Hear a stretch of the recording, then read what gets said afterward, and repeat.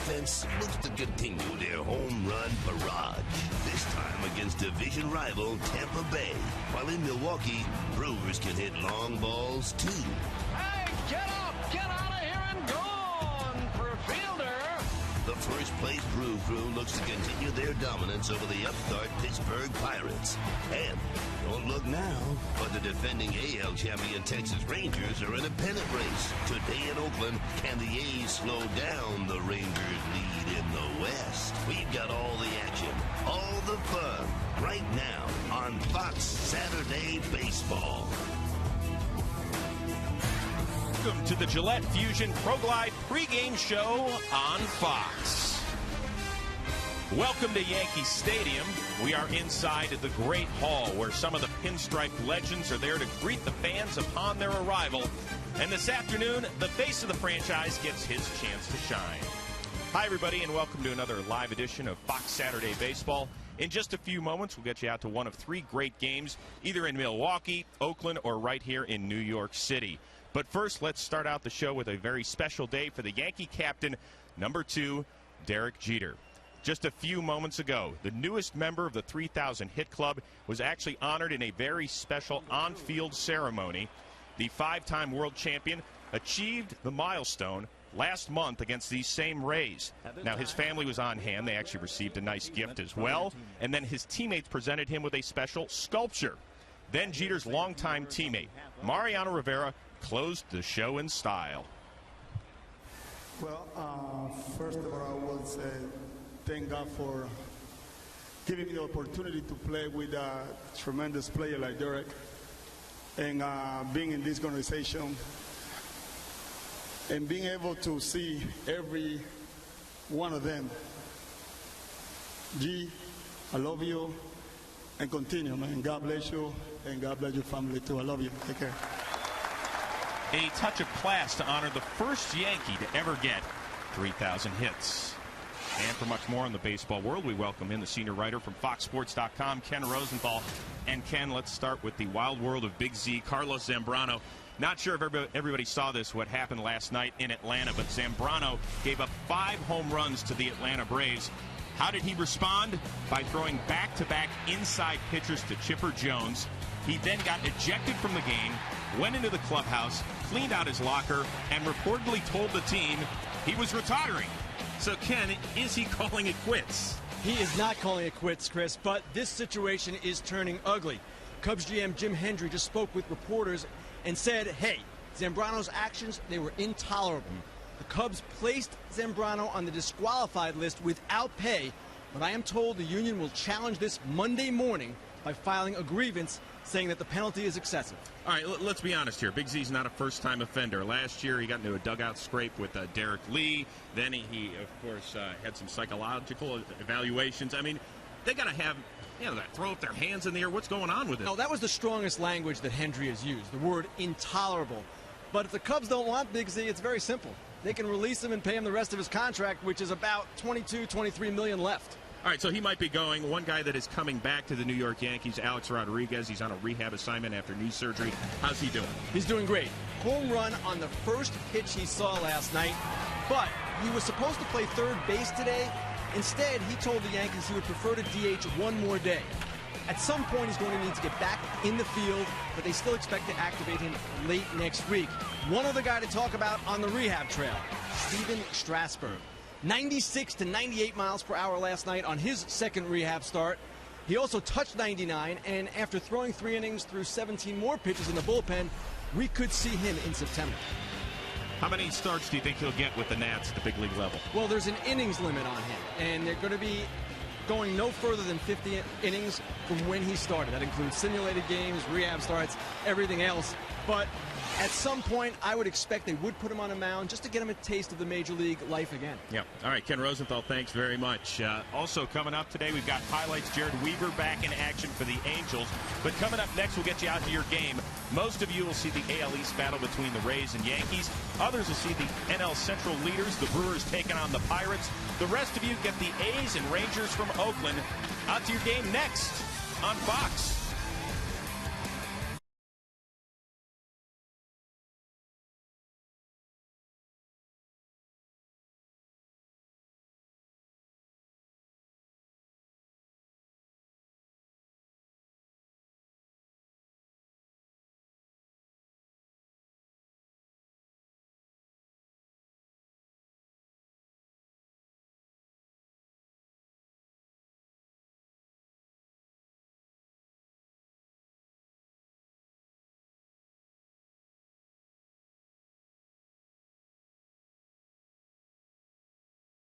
Of a three-game weekend series between these American League East rivals, the Yankees and the Rays.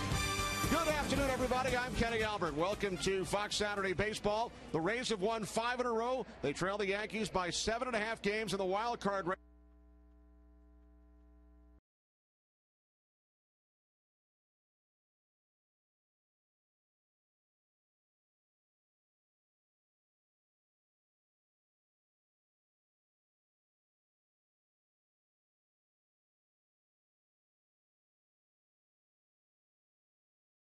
Glide.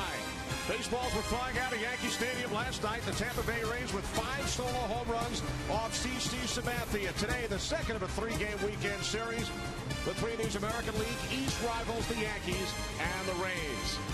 Good afternoon, everybody. I'm Kenny Albert. Welcome to Fox Saturday Baseball. The Rays have won 5 in a row. They trail the Yankees by 7.5 games in the wild card race. Manager Joe Maddon says we must make up 1 game per week. As I welcome in my partner, Tim McCarver. Tim, on the other side, Yankees hoping to solve a couple of questions real soon. Well, if the postseason started tomorrow and the Yankees are in it, they have 2 problems. One is the designated hitter against right-handed pitching. The other is they have 6 starters right now. They have to pair that to 4 for the postseason. Phil Hughes on the mound today. If he expects to be one of those, then he's got to pitch very well every time out for the rest of the season. It's Phil Hughes and Jeremy Hellickson. Jorge Posada returns to the Yankee lineup for the first time in a week. Can the Yankees bounce back, or will the Rays make it 2 in a row in New York? Yankees and Rays next, right here on Fox.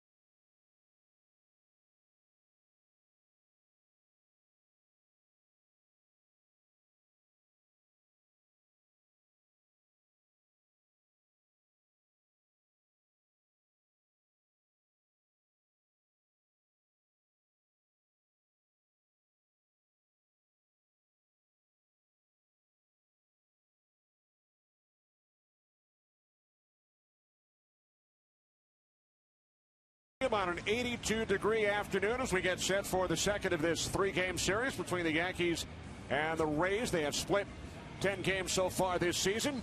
Rays come in with a record of 64-54, a season-high 10 games above the 500 mark.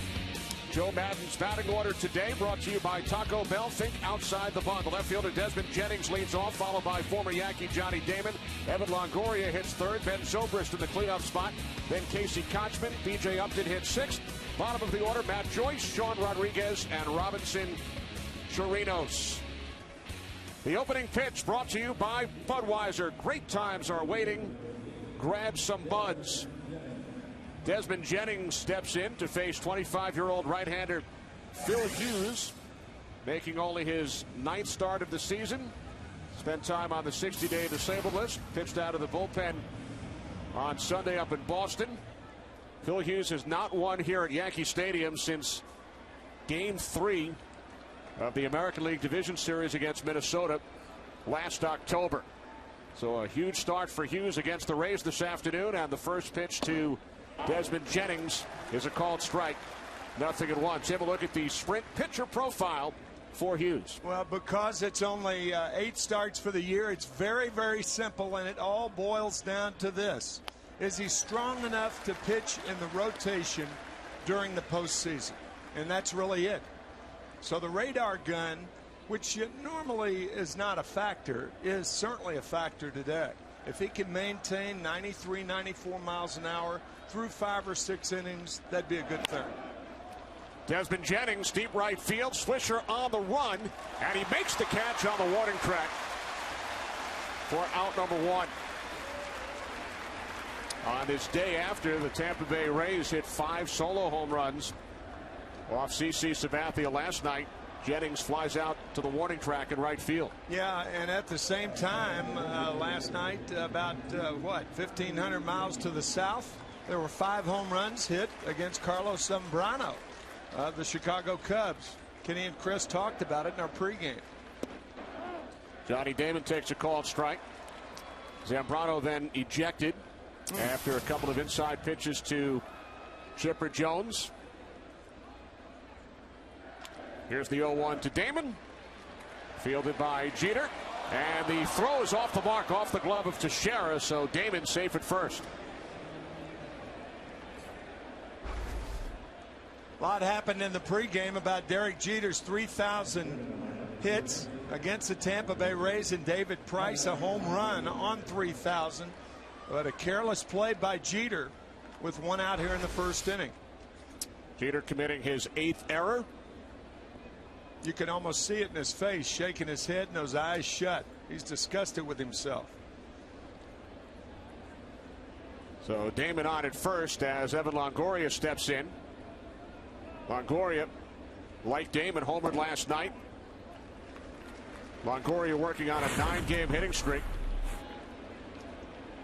Took Sabathia deep last night for his 100th Major League home run. He's been hot in that home run department. 7 home runs now in the last 22 games for Evan Longoria. Longoria takes strike 2. He became the 4th player in Rays history to reach 100 home runs in a Tampa Bay uniform, joining Carlos Pena, Aubrey Huff, and Carl Crawford.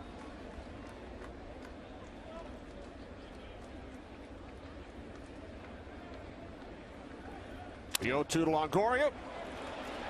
Jeter to second. And the Yankees turn the 6-4-3. So redemption for Jeter after committing the early error. He will bat second when we return against Jeremy Hellickson.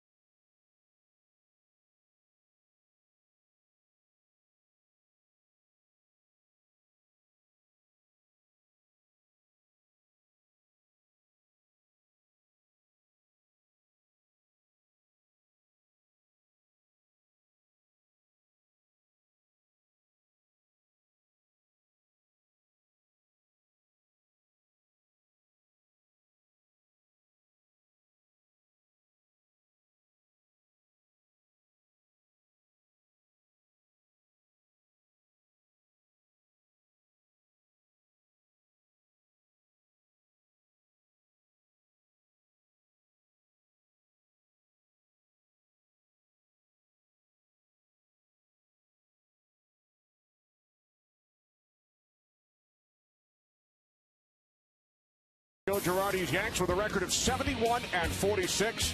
Today's batting order brought to you by Taco Bell. Think outside the bun. Brett Gardner will lead off, followed by Derek Jeter. Curtis Granderson hits third. Mark Teixeira in the cleanup spot. Then Robinson Cano. Nick Swisher bats sixth. Eric Chavez at third base today will bat seventh. Jorge Posada, the designated hitter, makes his first start since last Saturday. And the catcher Russell Martin will bat ninth as the Yankees face 24-year-old rookie right-hander Jeremy Hellickson. Comes in with a record of 10-7 and the ninth best earned run average in the entire American League. Hellickson 2-0 in 3 lifetime appearances, including 1 start against the Yankees. Jeremy Hellickson, 24 years old.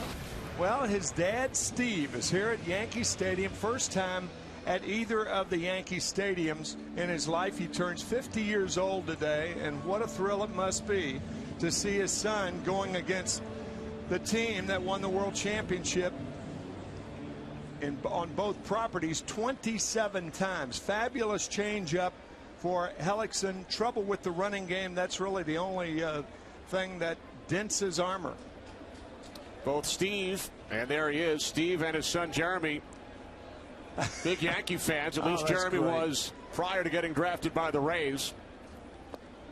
As Brett Gardner leads off for the Yankees. Steve Hellickson, a forklift operator in Des Moines, Iowa.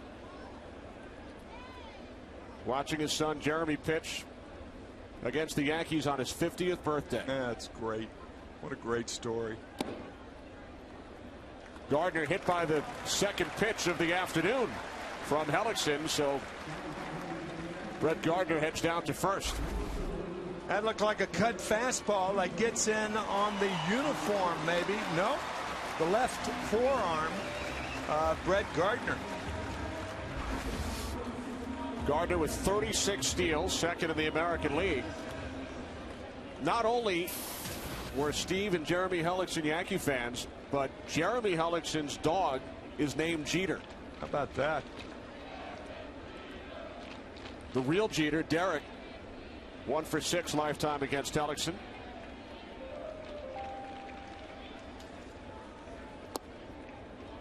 Hellickson was scheduled to start for Tampa Bay on July 8th, the Friday night, the day before Jeter went 5 for 5 against the Rays, including his 3,000th hit. So with 2,998, the Friday night game last month was rained out, and the Rays skipped over Hellickson. David Price would start the game on Saturday.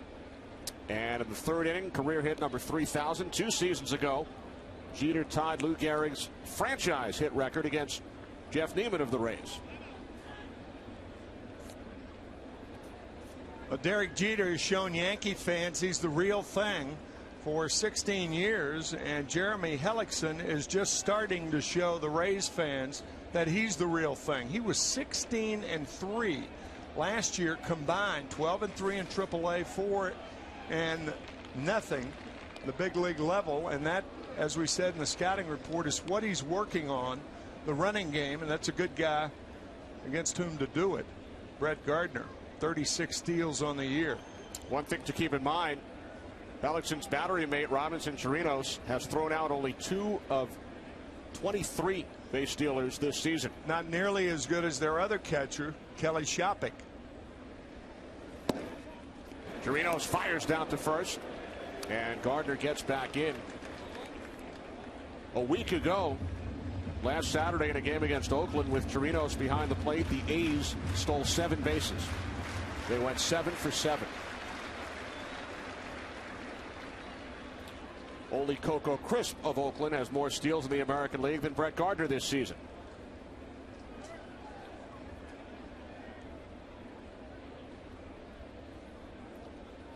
Now the 2-0 to Jeter, who, as Tim alluded to, and you heard from Chris and Ken on the pregame, Derek Jeter honored prior to the game about 20 minutes ago. He presented his batting gloves and helmet used on Saturday, July 9th to the Baseball Hall of Fame. Now with 3,034 career base hits, 23rd place all time. 3-1. You might think, well, if Hellickson is having a tough time holding runners on and your catcher has a tough time throwing, why hasn't he tried to run? You don't try to run until the pitcher shows that he can throw strikes. He may run here, but I don't think it's a running situation. 3-2, yes. 3-1, no.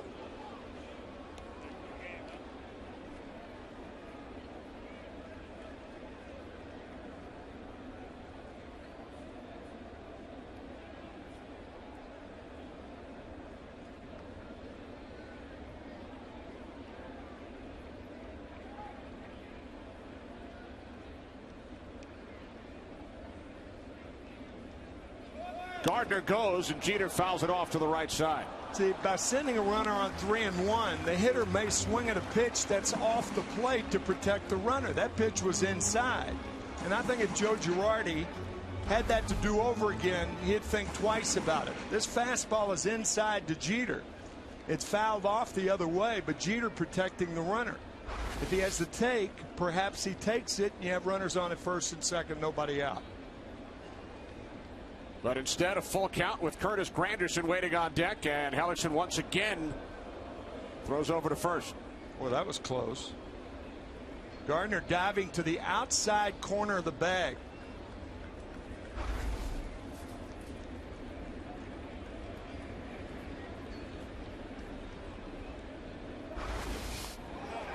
And this time he is out. And you can't do that. Brett Gardner still in the learning phase, but with the count 3-2, you don't work. As Joe Girardi is out to tuck, he was almost nailed on the throw before that, and this one had him. Good quick tag by Casey Kochman. You just cannot be picked off in that situation. It's 3-2. It's not imperative you get a good jump. It's up to the hitter to put the ball in play. It's like a hit and run play. And you hear it time and time again. So a bad base running blunder by Brett Gardner. The fifth time is the charm for Jeremy Hellickson. Threw over 5 times to first base during this at bat.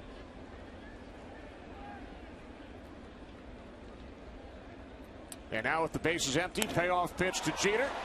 Center field moving to his right to make the catch is Upton. 2 away. I'll tell you, Kenny, the way I look at that, instead of having runners on at first and second, nobody out, you have 2 outs and nobody on. That 3-1 pitch, if Jeter's not swinging, Gardner's running, the pitch is inside. If he's not running, Jeter, pretty good chance that he's going to take that pitch. The Yankees could have a big inning, and now it's thwarted by that pickoff play. So instead, 2 outs, bases empty for Curtis Granderson, having an MVP type season for the Yankees. 32 home runs, 1 off the major league lead. Leads all of baseball with 93 runs batted in. And he leads all of baseball by a wide margin in runs scored. Fastball in for strike 1.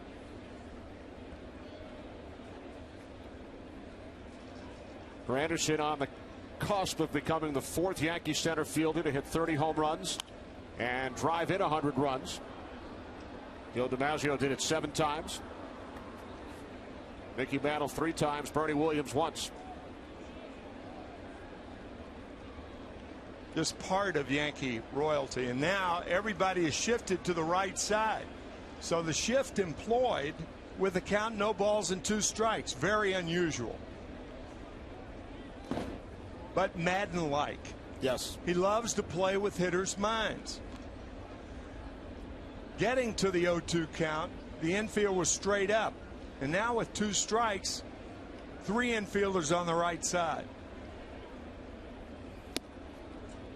Hellickson missing inside. Now 2-2.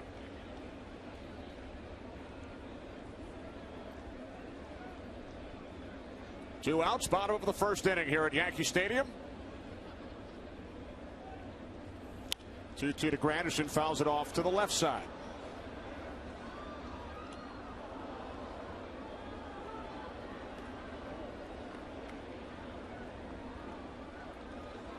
Brett Gardner led off the inning for the Yankees, was hit by a pitch.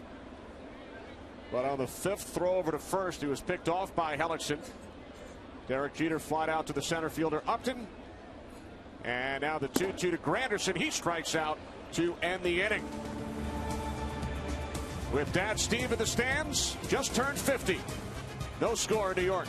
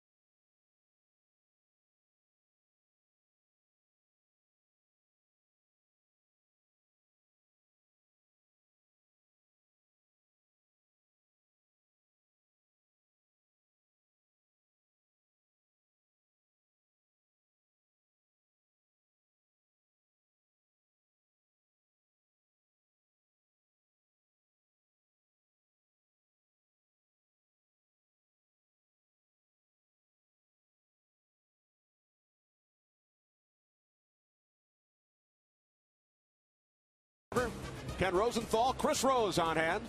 Cast of thousands as we move to the second inning. Yankees and Rays scoreless. Middle of the order for Tampa Bay. Ben Zobrist will lead off against Phil Hughes, who threw 8 pitches to him in the first inning. All 8 were strikes. Yanni Damon reached on a Derek Jeter error, but was erased when Evan Longoria grounded into a double play. Zobrist leading the league in doubles. He's second in the American League in extra base hits. An all-star back in 2009. And that is the first ball thrown by Hughes today on his 10th pitch. Yeah, the control of Phil Hughes has never been the problem. It's, once again, his arm strength. Joe Girardi felt his last start was his best, and there's pitching coach Larry Rothschild. Hughes' last start was back on August 2nd in Chicago against the White Sox 11 days ago. He did not allow a run in 6 innings.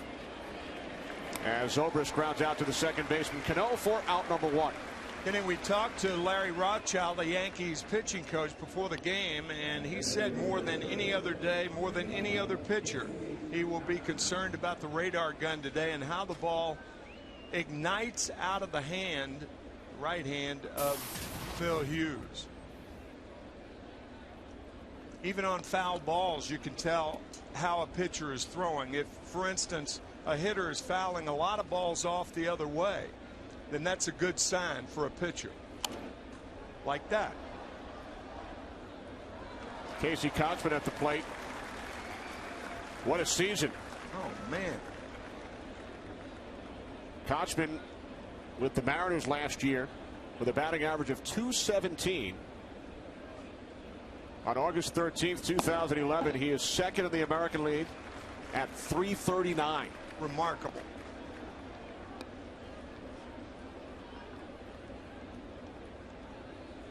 Kotzman with 4 home runs his last 10 games, including his 8th of the season last night. Kotzman went around. First strikeout of the game for Hughes. Time now for a DirecTV game break. We send it downstairs to Chris Rose. Chris? Yeah, guys, Jared Weaver back after a 6-game suspension. throwing over the head of Detroit's Alex Avila. Today, he was ducking a lot.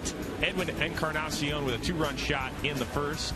And then a grand slam by Adam Lind, his 20th homer of the year, 11-2 the final. Remember, to see every baseball game the most in HD, it's 1-800-DIRECTV. Guys, Weaver was tagged for a career-tying 8 runs. He gave up 8 runs in 6 July starts this year. Wow. Thanks, Chris. What's going on? Sabathia allows 5 last night. Zambrano 5. Weaver tagged today. And this being the year of the pitcher. At least up until this week. Right.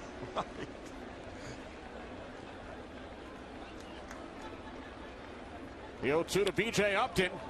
And a base hit into the gap in right center. Upton heading for second.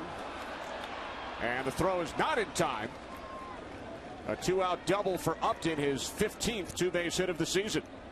5 years ago, in his first year in the major leagues, B.J. Upton hit 300. He's had declining averages over the last 5 years.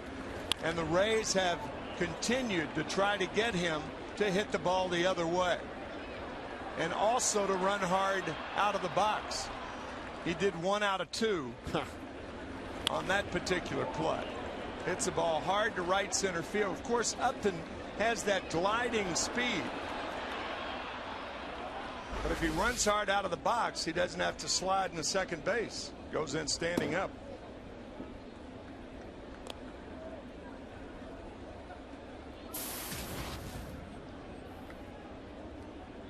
So with Upton in scoring position, Matt Joyce 3 for 8 lifetime against Phil Hughes with 2 home runs. 1-1 on Joyce, 2 outs, top of the second inning.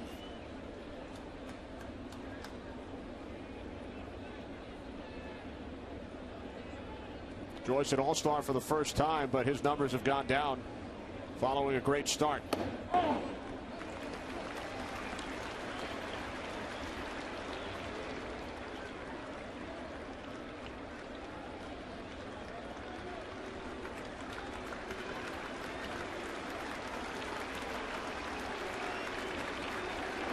A 1-2 from Hughes, just missed.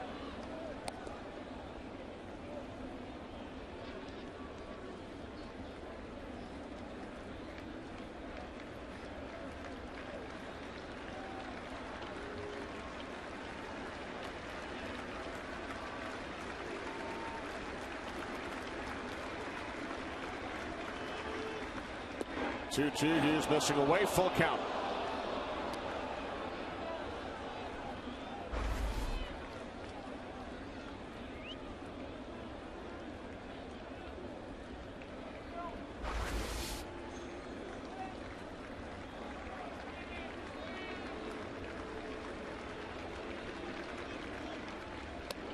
Payoff pitch to Joyce is ball 4, so Matt Joyce heads down to first. Rays with runners on first and second for Sean Rodriguez as we welcome in Ken Rosenthal. Ken, the Yankees currently with 6 men in their starting rotation. Who in your mind will wind up as the odd man out? Well, almost certainly it will be Phil Hughes.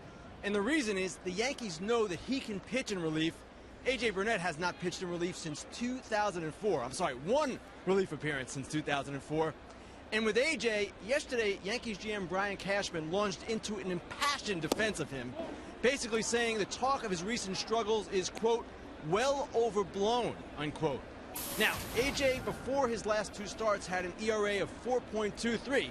Not too bad, but Tim, he is judged through the prism of his contract, not his performance. I think from that standpoint, Brian Cashman had a point, because I think A.J. Burnett is judged on the money that he makes.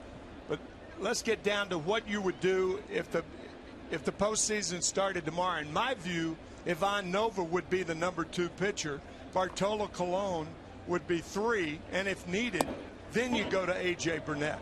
I do not think the Yankees right now are planning on using A.J. Burnett as the number 2 pitcher in the postseason. Could be wrong. I don't think so. Just to add to Nova's won 11 games. To add to what Ken said regarding Brian Cashman's comments yesterday, the Yankee general manager. Cashman said, quote, he's being treated differently. This is Burnett. Publicly because he has money attached. If you want to blame someone for his contract, blame me, but the man can still pitch.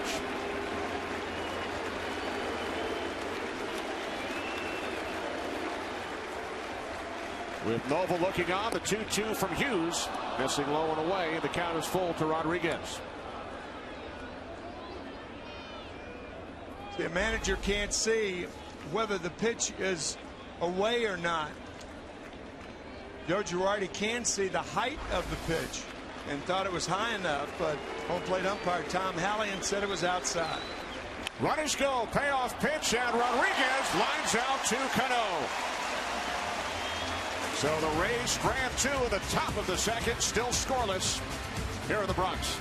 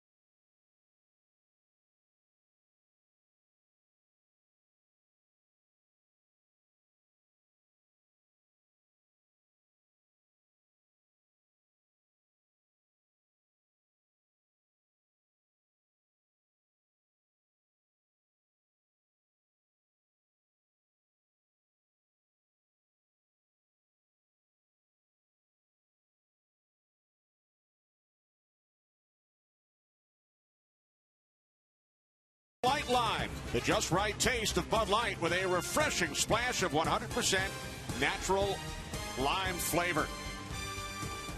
Bottom of the second inning from Yankee Stadium. Mark Teixeira leads off against Jeremy Hellickson and takes ball one. Teixeira 32 home runs. He's driven in 86. 20 of his 32 homers have been hit here at home, which leads the major leagues.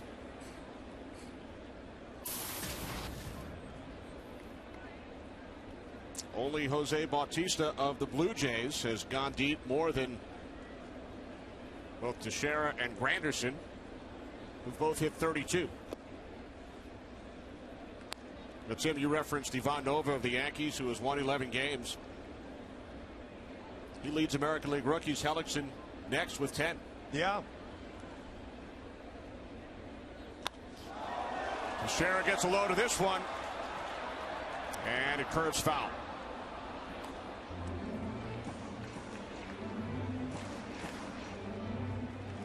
What a career Mark Teixeira has had. Look at that. 9 consecutive seasons with 25 home runs or more. Eddie Matthews, Albert Pujols, the great Albert Pujols, with 11.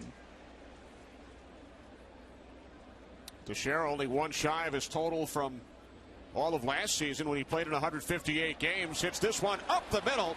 Diving stop by Rodriguez. No throw. And the Yankees have the leadoff man on here in the second. You know, you hear about adjustments all the time, Kenny, and different hitters make different adjustments.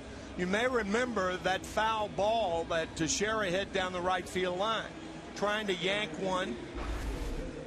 He was in a situation looking for a ball inside and just misses a home run. So on the very next pitch, he makes the adjustment, pitch away, through the middle, base hit, an infield hit for Teixeira.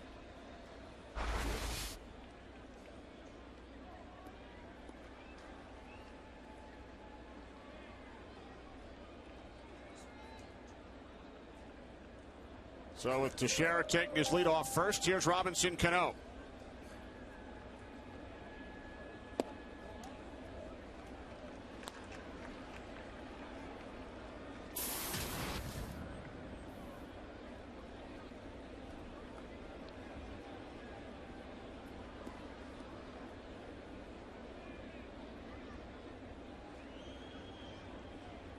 Teixeira and Casey Kochman, they were traded for each other back in 2008. Chatting at first base. Teixeira traded to the Angels by the Atlanta Braves in exchange for Casey Kochman, July 29th of 08. Kenny, I would like to go on record saying that no conversation in the history of baseball held between the first baseman and the guy on first ever amounted to anything or meant anything, or that either guy was in any way serious.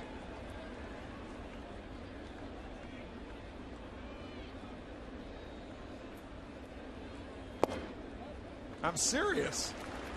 I know you're serious. Some of the most useless language in the history of baseball held between the runner at first and the first baseman. So what would a typical conversation be like if you were the runner? It would be, no, I didn't like to talk to first baseman. No. Didn't like to talk to hitters either.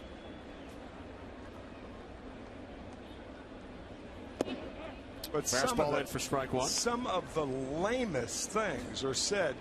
Like if a guy gets a base hit, a first baseman will say, nice hitting. He could care less whether the guy got a hit or not. What do you mean nice hitting?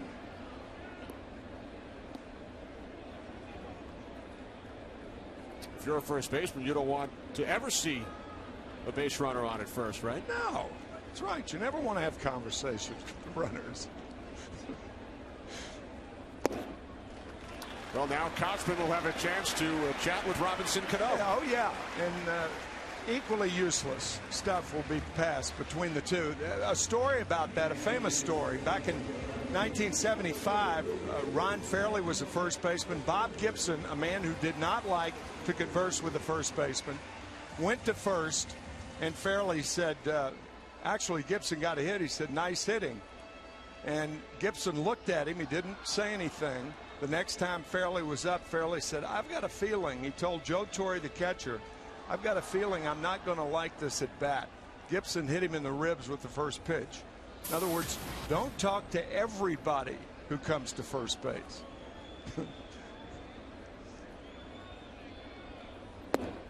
Did Gibson enjoy speaking with his catcher? Not often, no. I mean, I went years without going to the mound. And I mean that. I talk to Bob now, though. Is it usually a pleasant conversation? Oh, yeah, it's great. We often say, just think all those years we could have been talking together. You have a lot of catching up to do. Well, speaking of battery mates chatting, Torino's out to the mound along with pitching coach Jim Hickey. Now this does mean something. Obviously, we're kidding about that. Well, not kidding at all about at first base, but Joe Madden sending Jim Hickey out there.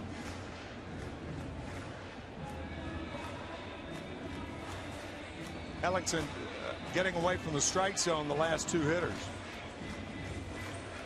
Yankees with 2 on, nobody out, and a 2-0 count with Swisher at the plate. Next week on Fox Saturday Baseball, the NL Central leading Brewers will take on the Mets over at Citi Field. Cardinals look to gain ground in the NL Central. They take on the Cubs.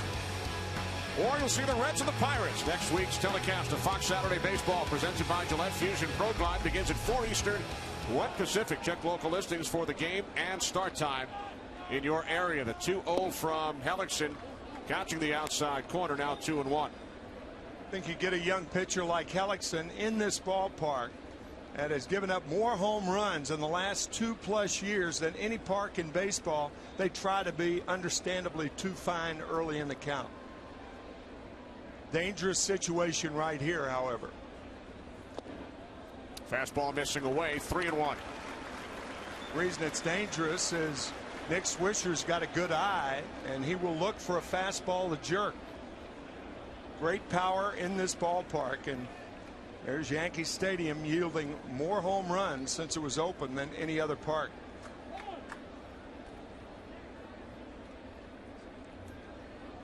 Teixeira led off this inning with an infield single.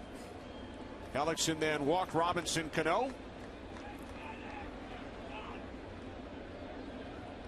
And now the 3-1 to Swisher, missing away. Back-to-back walks. Bases are loaded for Eric Chavez.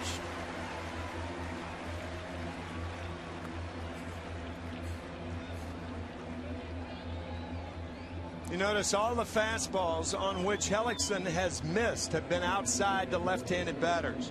First to Cano, and then to Swisher. 8 of the last 9 pitches out of the strike zone.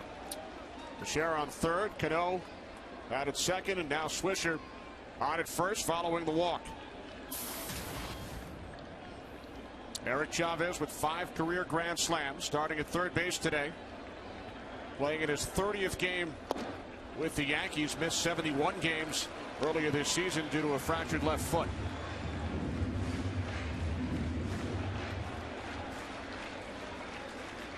Bases loaded, nobody out. Bottom of the second inning.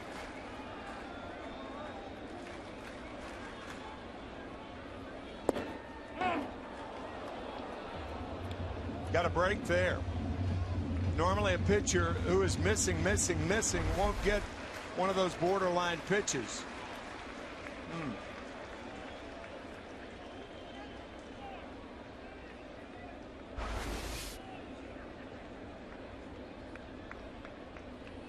The 1-1 is popped up. Torinos up against the screen, makes the catch to retire Chavez.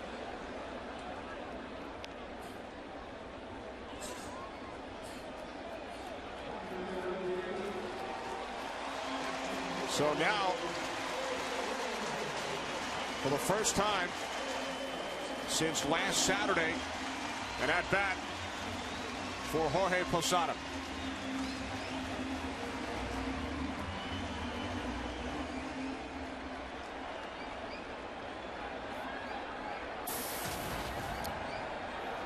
Ken Rosenthal, I know you spoke to both Jorge and Joe Girardi about Posada's return to the lineup today. Right, Kenny. Joe Girardi said that Posada will still help them this year. He had good at-bats against Hellickson in a series right after the All-Star break. Also good at-bats against James Shields, tomorrow's starter. So this might not be a one-shot deal. He could be in there tomorrow as well. And as for Jorge, his reaction, basically there's not a lot for him to say right now. He just said it is what it is. Thanks, Ken. Posada did not play in any of the last 5 games. Fastball inside, ball 1. Sat out last Sunday in Boston. All 3 games against the Angels here at home. And the series opener last night. Posada can still turn on a fastball. And with Hellickson, Wilder with each batter becomes ever more dangerous for a power hitter like Posada. And Posada with a base hit into right field. Teixeira scores. Here comes Cano. The Yankees lead 2-0.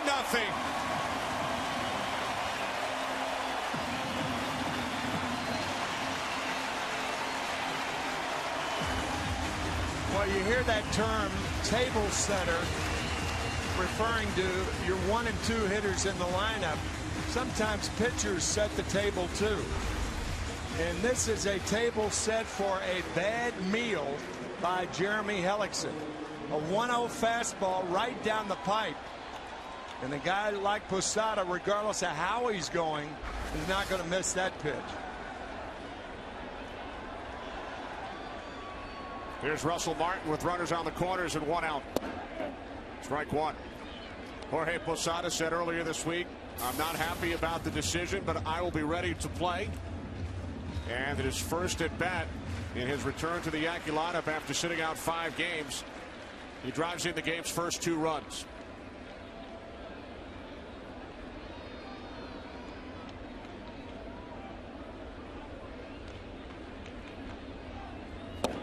Nothing and 2 on Martin.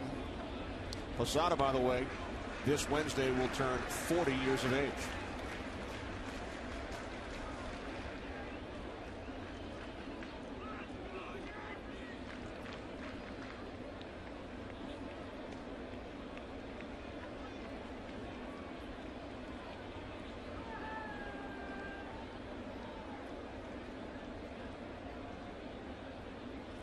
The 0-2 to Russell Martin, fouls it back.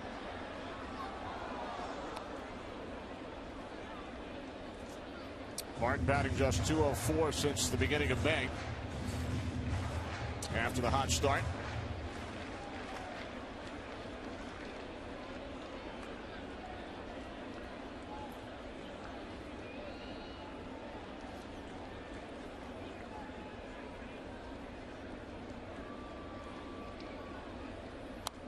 Another foul. 2 hits for the Yankees here in the second. 2 walks. Posada driving in 2 runs, his 32nd and 33rd runs batted in of the season.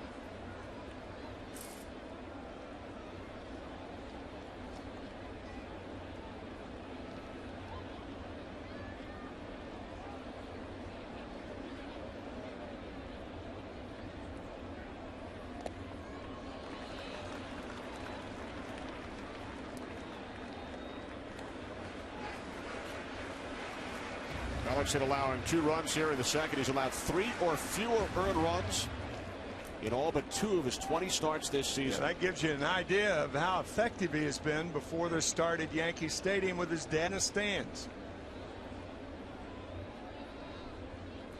Alex has already thrown 25 pitches this inning. There's Dad Steve celebrating his 50th birthday in New York this weekend. Remember what Joe Madden told us before the game? He said, Jeremy is so quiet you don't know he's there, and he looks 12. Yeah. Trying to get Jeremy to pick things up a little bit, but he's of the attitude that things go very slowly for him. He's very deliberate. Yeah. Crowd getting on Hellickson now. Remember, he threw over 5 times with Gardner on first back in the first inning, and he eventually picked him off. Well, the crowd probably thinking, Jeremy, don't you know Posada can't run? Not a lick.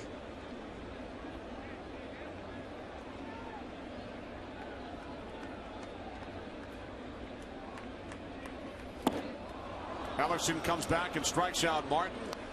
Strikeout number 2 for Hellickson today. Well, baseball greats are coming together for the Pepsi Max Field of Dreams promotion, where you and friends could win a chance to play ball with Major League Baseball legends. Visit Pepsi Max Field of Dreams online to enter today. Remember, if you build it, they will come. Now 2 outs. Here's Brett Gardner. Hit by a pitch and then picked off his first time up. Swisher on at third. Posada over at first.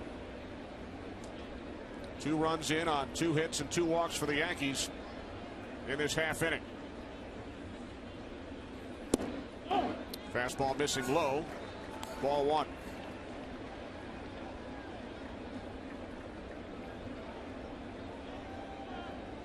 Hellickson's been streaky this year, Tim. Started 7-3. Lost his next 4 decisions. And he has won his last 3 decisions since then. He was the American League Pitcher of the Month back in May. Started the Futures game last year. He was named the USA Today Minor League Player of the Year. You talked about his success, 12-3 with AAA Durham, and then 4-0 with the Rays last season. He has a bright future, no question about that. He's trying to corral things here at Yankee Stadium.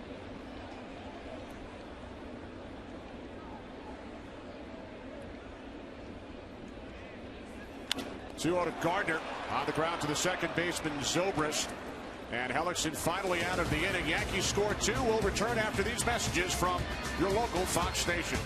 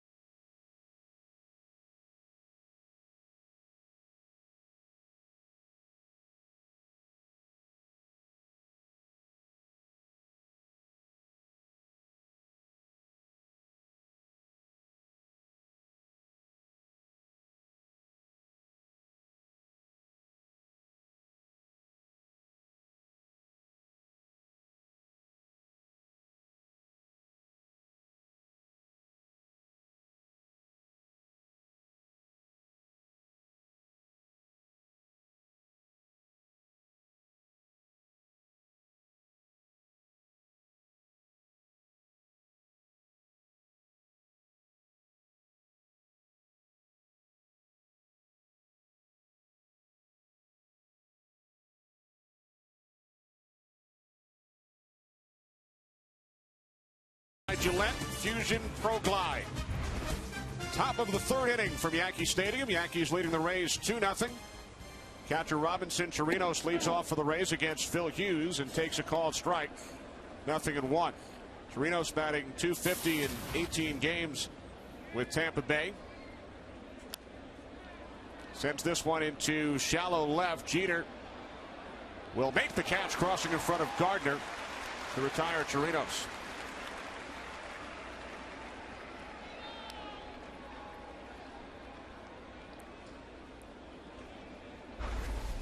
A little better angle for Derek Jeter. You can see Gardner looking once or twice. Now realizes that Derek had a beat on it to make the play. And then Derek thanking Brett Gardner for taking part in the pregame ceremony. Here's Desmond Jennings, who flied out to the warning track in right field his first time up. Funny, Derek Jeter was the best man in Jorge Posada's wedding. And Jorge Posada has been the best man in this game so far, with the driving in 2 runs with that single to right. And Posada also involved in the gift presentation to Derek Jeter during the pregame ceremony. Derek receiving a Waterford crystal vase from Yankees president Randy Levine and COO Lon Trost. He was also given Balfour commemorative rings and pendants by managing general partner Hal Steinbrenner and his wife Christina. And then Posada, along with CC Sabathia and the entire team, as Jennings is called out on strikes, they presented Jeter with a 225-pound stainless steel sculpture. Derek's parents looking on the field along with his sister Charlene. How about that? That is about as pretty a 3,000 as you can have. Hit number 3,000 back on July 9th against David Price and these Tampa Bay Rays. And Johnny Damon was leading the cheers that afternoon from just in front of the visiting dugout. As an ex-teammate of Derek Jeter. Of course, Johnny's been an ex-teammate of a lot of guys. Broke in with Kansas City, went to Oakland, Boston, the Yankees, and now Tampa Bay. He's had a terrific career. Detroit last year. So Johnny with his 6th major league team.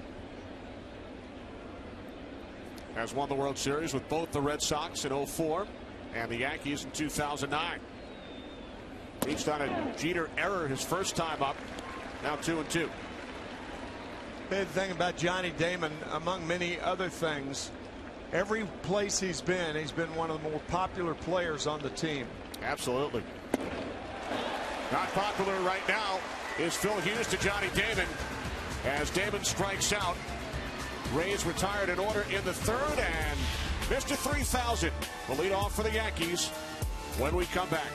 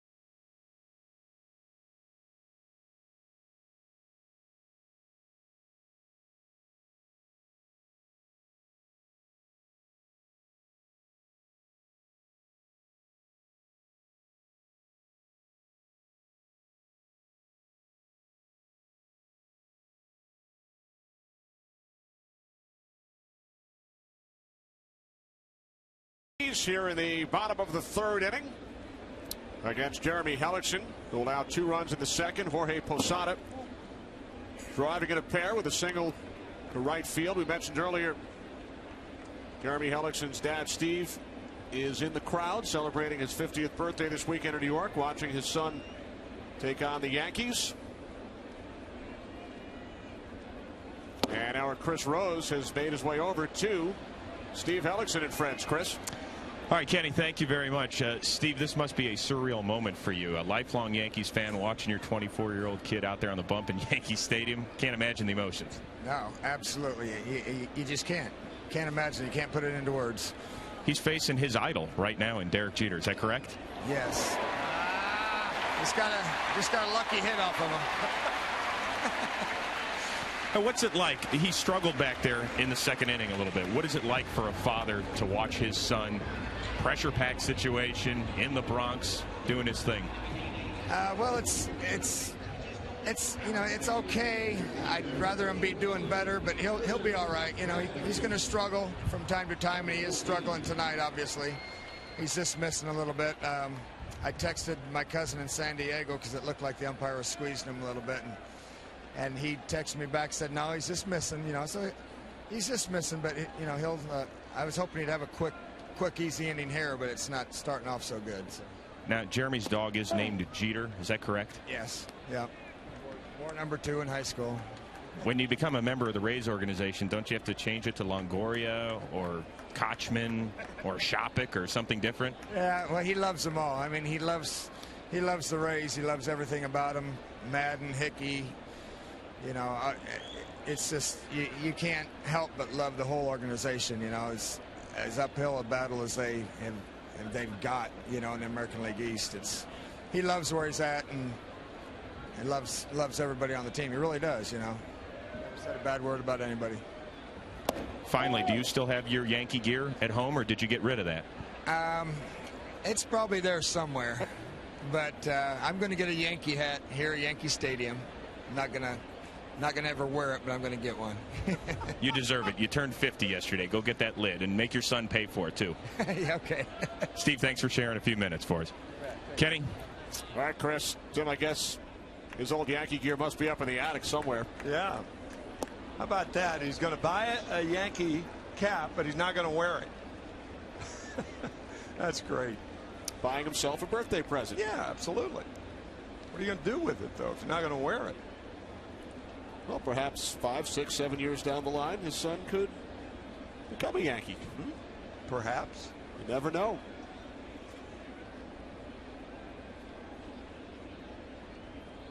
Here's the 2-1 from Granderson, looking to bunt to the left side with the Rays employing the shift once again. That's wide open for Curtis. Of course, now there are 2 strikes, and trying to take advantage of it and push something to the right of Evan Longoria. How about that great note from Steve Hellickson? His son wore Derek Jeter's number 2 in high school. Number 2, yeah.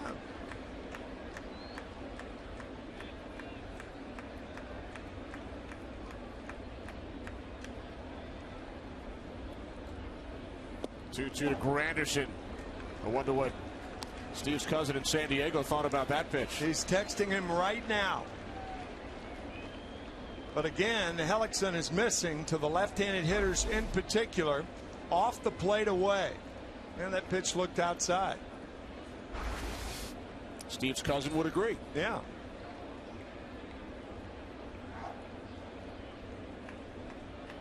Running situation here for Jeter. He holds, and Granderson is called out on strikes. I know Granderson strikes out a lot and ends up taking this 3-2 pitch. But Hellickson getting that call, and that ball was a strike. You can see Chirinos thinking that Jeter was going to run, looking at him incredulously. As the crew chief Tom Hallion signaled strike 3, Bill Miller at first base, James Hoy at second, and New Jersey native Phil Cuzzy over at third. First pitch to Teixeira, missing away. Ball 1. Jeter with a leadoff single, referred to as a lucky hit by Steve Hellickson. Granderson struck out. Chris still chatting with Steve.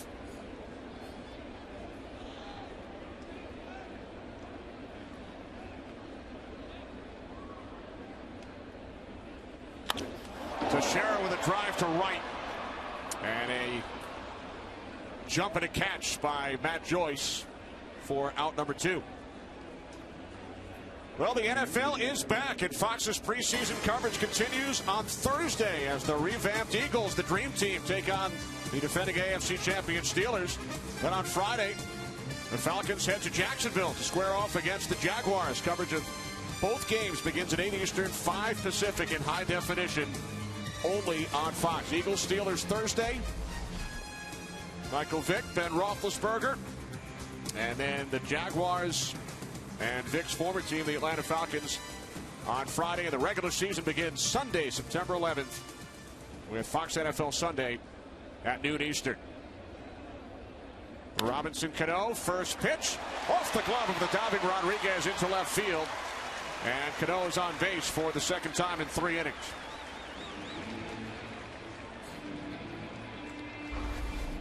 visiting with Joe Madden before the game, and he said Sean Rodriguez, who is the starting shortstop this afternoon, is the best defensive second baseman in the American League. That surprised all of us. Haven't seen Sean a lot. He's moved to short, and Joe said he's had some problems at shortstop. But he is, and the play he made last night on the ball that Jeter hit on the double play, which was a very important play last night, was one to look at again and again and again.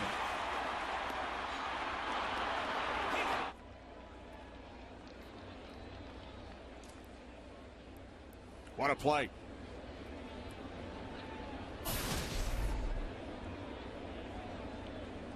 So now with 2 away, here's Nick Swisher.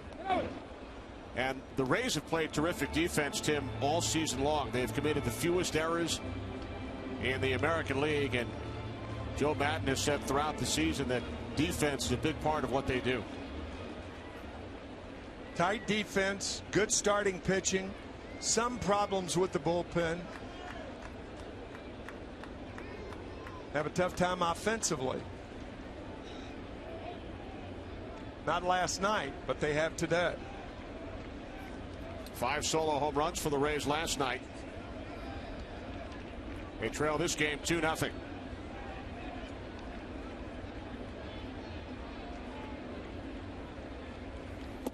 Nothing and 2 on Swisher.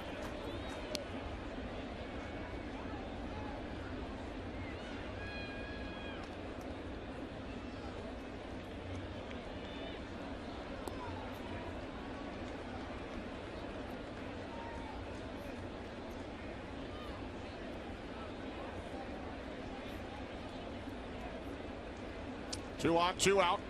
Yankees lead 2-0.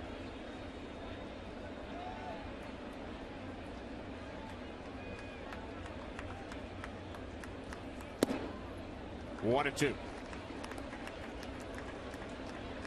Yankees scored their runs in the second inning.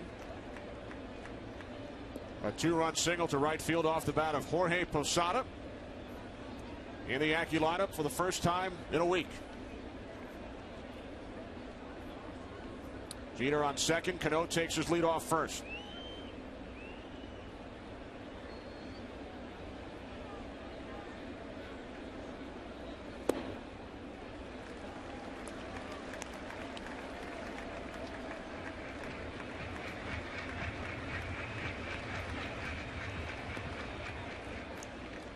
Hellickson takes a deep breath.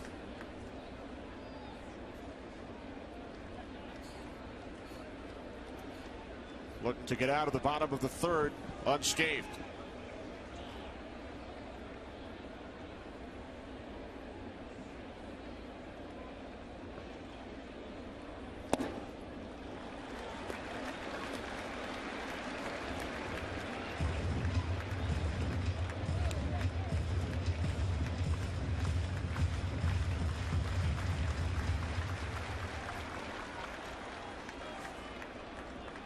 Sixty pitches. He is not yet out of the third.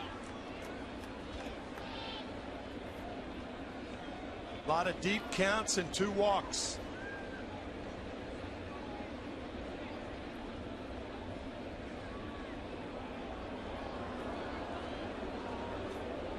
You get the meaning of what Joe Madden means when he said they'd like to speed him up a bit.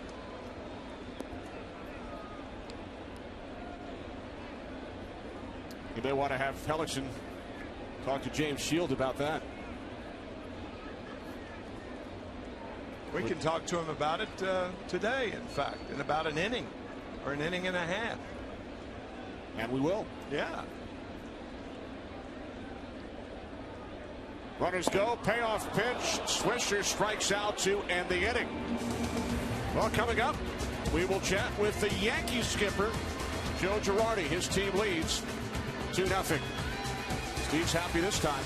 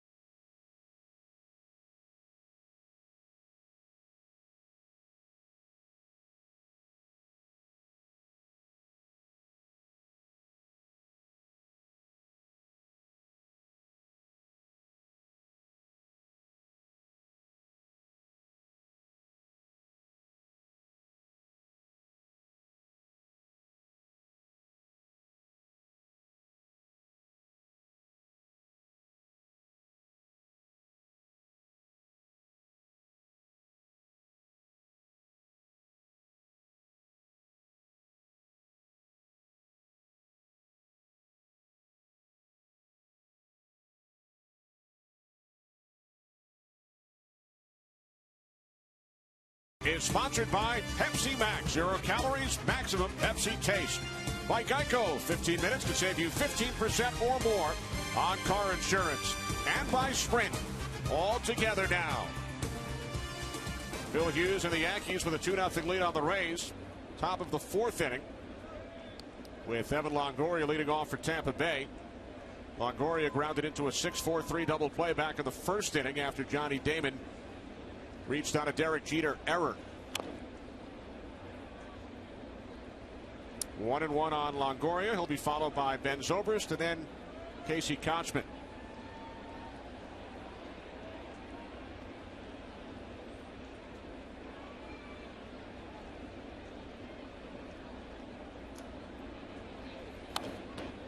Foul back to the screen, 1-2.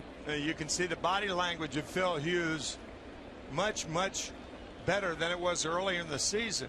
He had 3 starts up until April 14th, and then he missed about 3 months, came back on July 6th, 5 starts since then.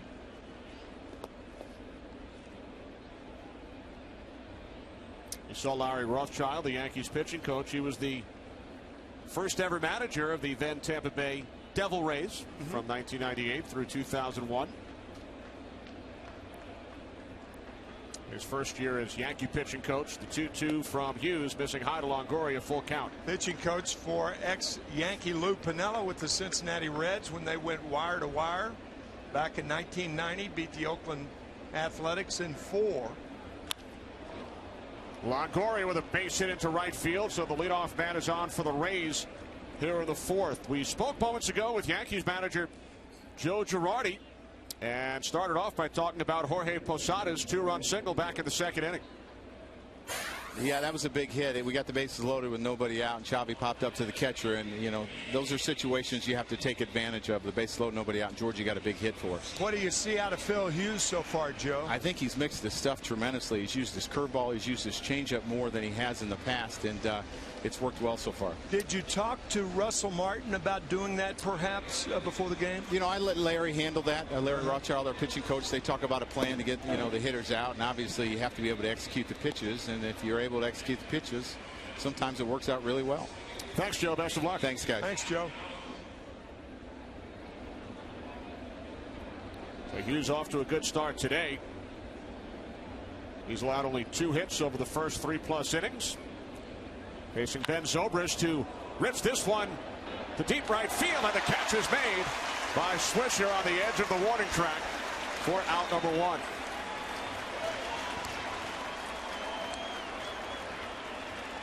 That ball hammered by Zobrist. A good play by Nick Swisher. Obviously playing Ben deeply. And Phil Hughes appreciates it. That ball with a ton of topspin.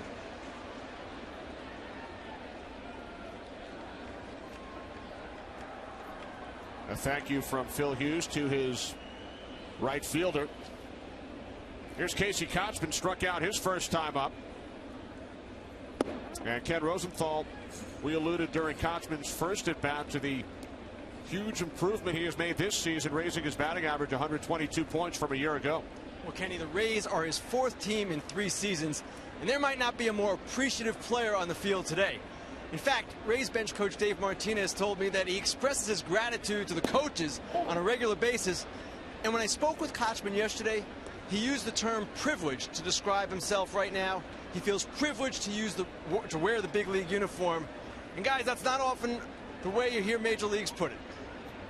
He's probably used to Kenny expressing his regards to his coaches since his dad has managed over 3,000 minor league games and is watching our game today from Orem, Utah, as the Orem Owls are playing the Casper Ghosts. That's right, Casper, Wyoming Ghosts. There's Tom Kotchman.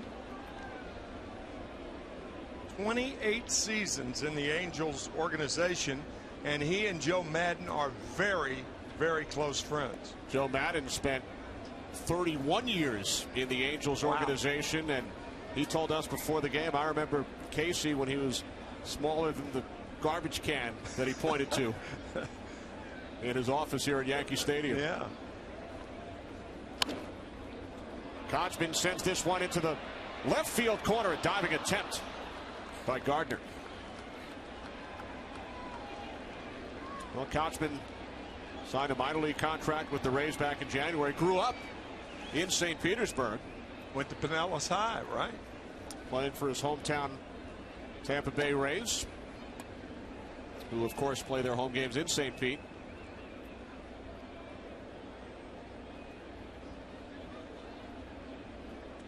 He is challenging the all-time record as far as raising a batting average from one season to the next. You have to go back to the 1917 and 1918 seasons. A player by the name of, ready for this, Tim, George Burns with Detroit.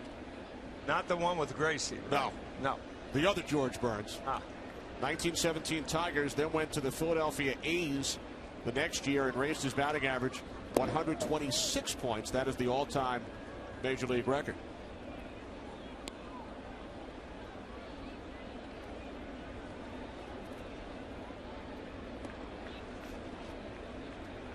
Full count with one out. Longoria takes his lead off first. Yankees lead 2-0. Top of the fourth inning here in the Bronx. Longoria goes, and it is a diving stop by Teixeira. He will win the race to the bag. But the Rays stay out of the double play. I'll tell you, we have talked about the Gold Glove of Mark Teixeira so many times. It's almost as though he were a left-handed fielding first baseman. I don't think I have ever seen a first baseman with the range of Teixeira. I mean, a guy who is not fast afoot, but is fast with his first 2 or 3 steps. That was just a terrific play by a great defensive first baseman. And a 4-time Gold Glove Award winner. So Longoria now takes his leadoff second with 2 outs. Ball 1 to B.J. Upton, who doubled back in the second inning for the Rays' first hit of the game.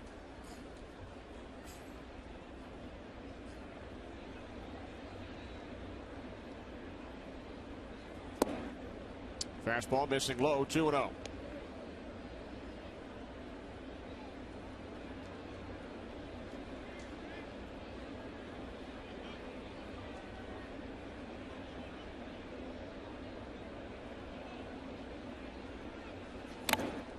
Off the mask of Martin.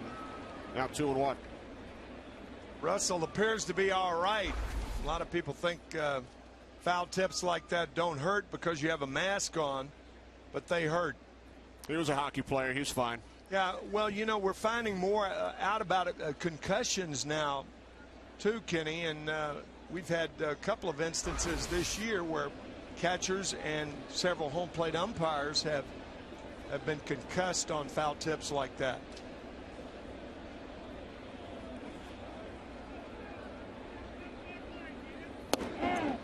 Fastball in for strike 2. Now 2-2 on B.J. Upton. But it does help that Russell Martin grew up in Montreal and played as a goalie along with his catching duties.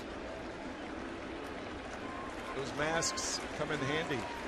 He wore the mask year-round. Yeah, right. Pitch number 61 from Hughes. Nice block by Martin, as he prevented from going through his 5-hole.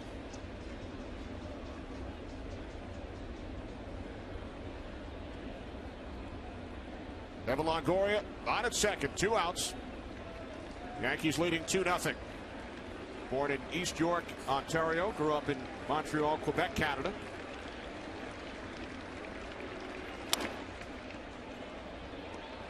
Jeter across to Teixeira, and Hughes shutting out the Rays over his first 4.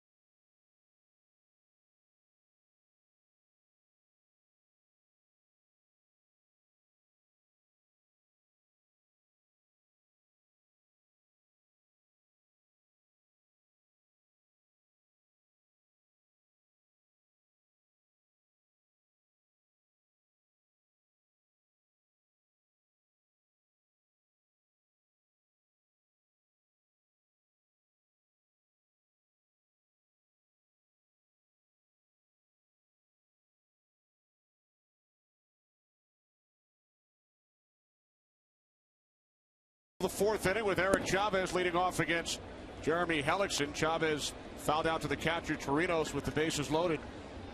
His first time up.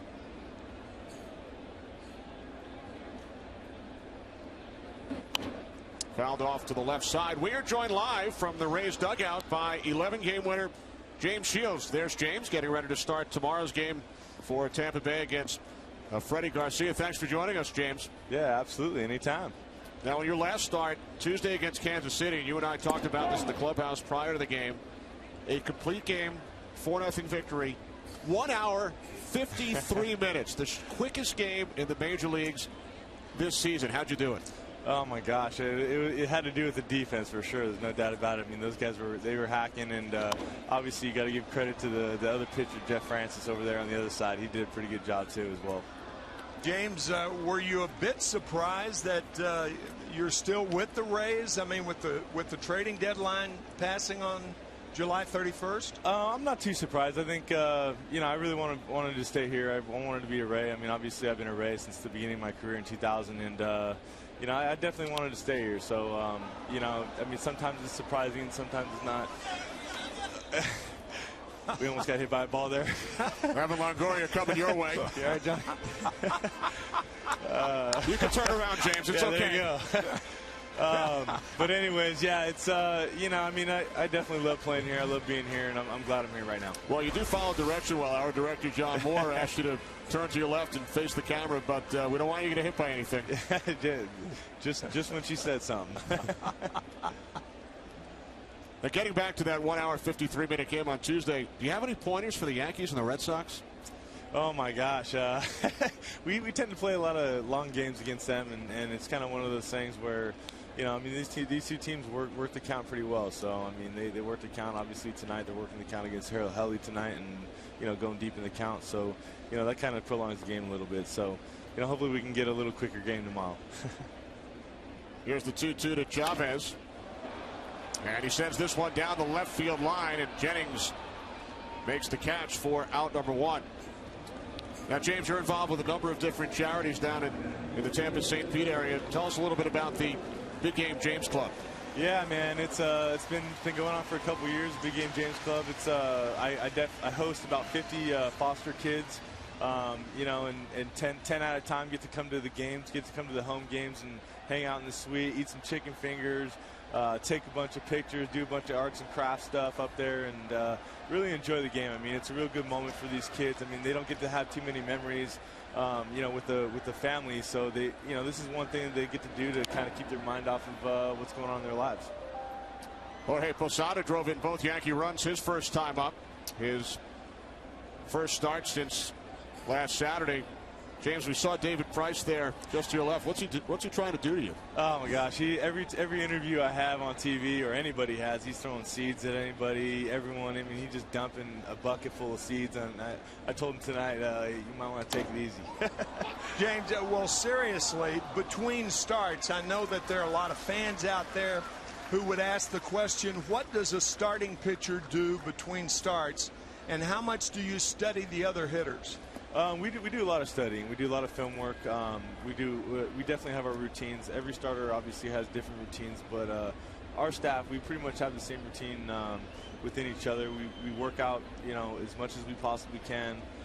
We throw bullpen sessions. We do video work. We have a lot of things that we do in between starts to get ready for our every start. So, you know, we work real hard in here, and I think it's definitely contagious, and it shows over the last 3 or 4 years. And you will start tomorrow's game against Freddie Garcia. How about pitching in this ballpark? Obviously, a lot of balls leave this ballpark. Your teammates hit 5 last night. There's Posada's second hit today. Does the mindset change at all of pitching in this new Yankee Stadium? You definitely have a short porch there out in right field, and there's definitely a nice little jet stream that goes out there. But I mean, you can't really change too much. If you try to change, you might be off your game a little bit. You got to just attack the hitters and, as you normally do, and you know, try to get as many ground balls in this park as possible. Obviously, you know, this is a great hitting team over on the other side there, but you know, it's just one of those things where you just stay within yourself and pitch your game.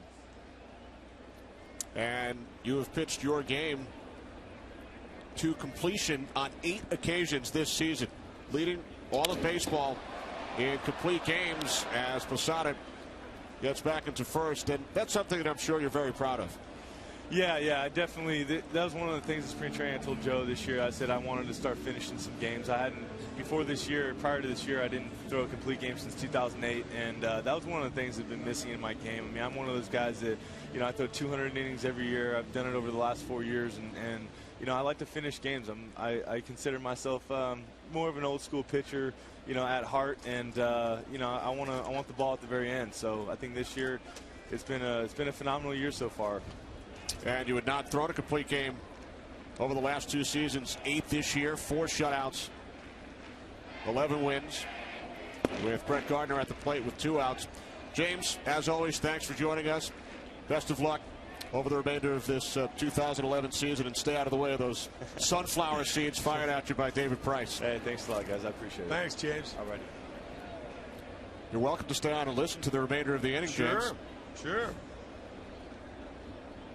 Brett Gardner hit by a pitch in the first, grounded out in the second.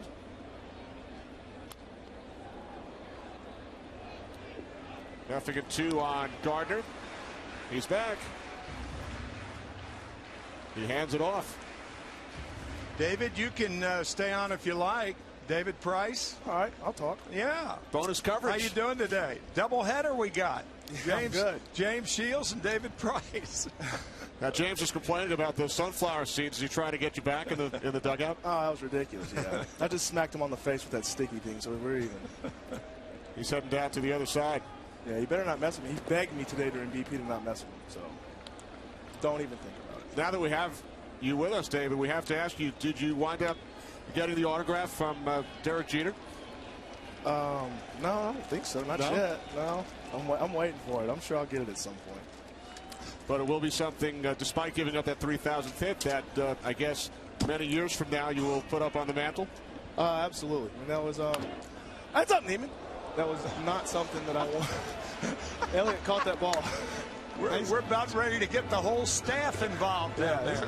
This is ridiculous. Hey, David, can you put Jeremy Hellickson on for a second? Ellie. He's coming. He'll be over here in a minute. He's a little busy. Yeah, it is definitely something I would like to have on my mantle, because that's it's a part of history, and I was a part of it. I'm going to be in the Hall of Fame, for that, and that's I feel like that's pretty neat. Here's the 1-2 to Brett Gardner. So take us back to that morning, July 9th. Jeter 2 hits away.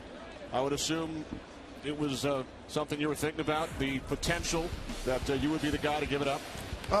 Yeah. Once Jeremy's game got rained out, I was kind of hoping he did it to Jeremy, because he's a rookie, and that'd have been a storybook for him, because that's his favorite player growing up, and his dog's name is Jeter and all that. But he's a good player. He's got a ton of hits off a ton of pitchers, and I just happen to be that guy. Takes it off the bat of Gardner into right field. So the Yankees with runners on first and second. Do you have a dog, David? I do. What's his name? Astro. From the Jetsons, not because of Houston Astros. Oh, okay. Not Jeter, though, huh? No, it's not Jeter. I did have a Jeter jersey. That was my favorite. My mom actually gave it away this year in church, so I no longer have that. Did you sell your baseball cards as well? I don't know where those are. Well, here he is coming up to the plate. 1 month and 4 days after that 3,000th career hit. He singled back in the third inning today off Hellickson. Talk a little bit about Jeremy Hellickson, David, and the season he's had. He's fun to watch pitch. He doesn't overpower guys, but he pitches, and it's fun to see a guy at his age and in his first year in the big leagues go out there and have the poise that he has out there on the mound. He doesn't show any emotion, whether he's playing good or throwing bad. I feel like that's pretty special to have a guy like that that can control his emotions, especially on a stage like this. So it's fun to watch him pitch, and he mixes stuff up well.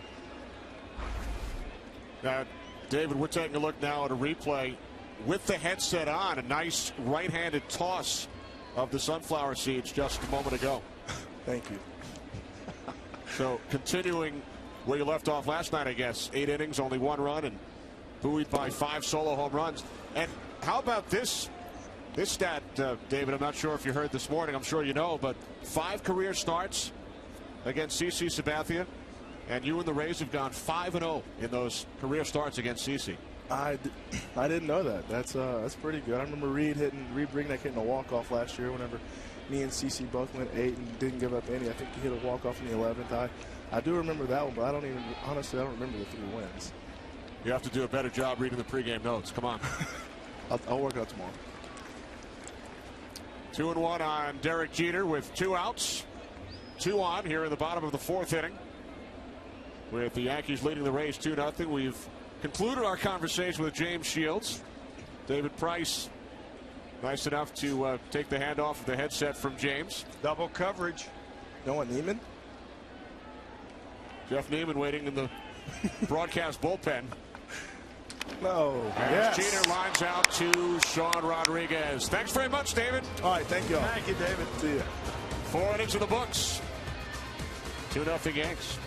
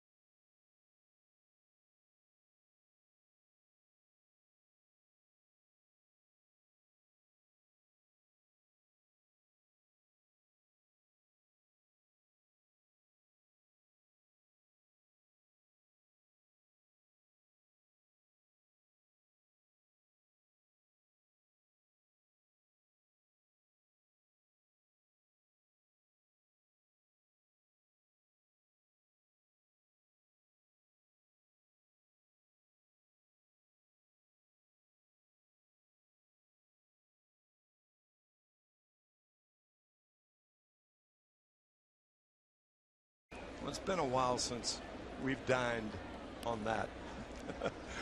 You don't like getting those hands too sticky, I guess. No. Well, Phil Hughes and the Yankees. Many ways it's better than pine tar. Kind of tastes like it too at times. Only kidding. Let's do a taste test. Yeah. 0-2 on Matt Joyce, who walked his first time up. Hughes has allowed 2 hits over the first 4 innings.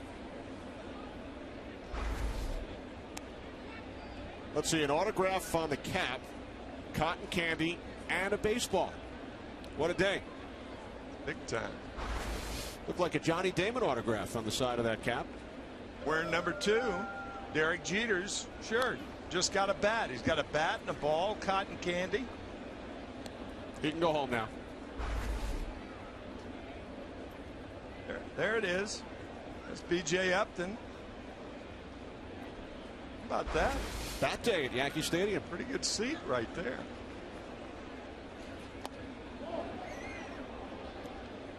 Two and 2 on Joyce. He'll be followed by Sean Rodriguez and then Robinson Chirinos.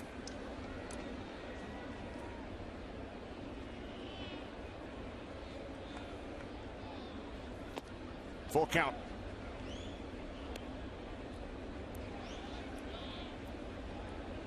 It was fun chatting with James Shields and David Price.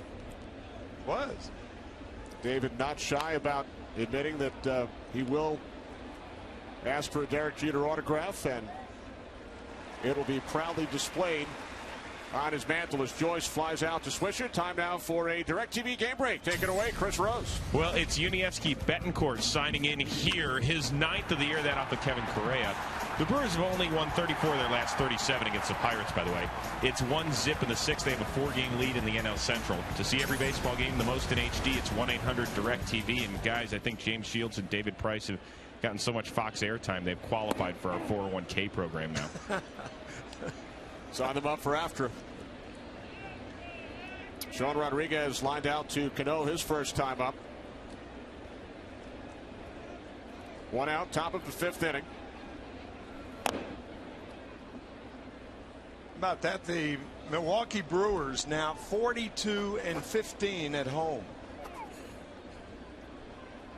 That's after, obviously, 67 home games. The last time that after 67 home games a team had that good a record was back in 2004 when the Yankees did it.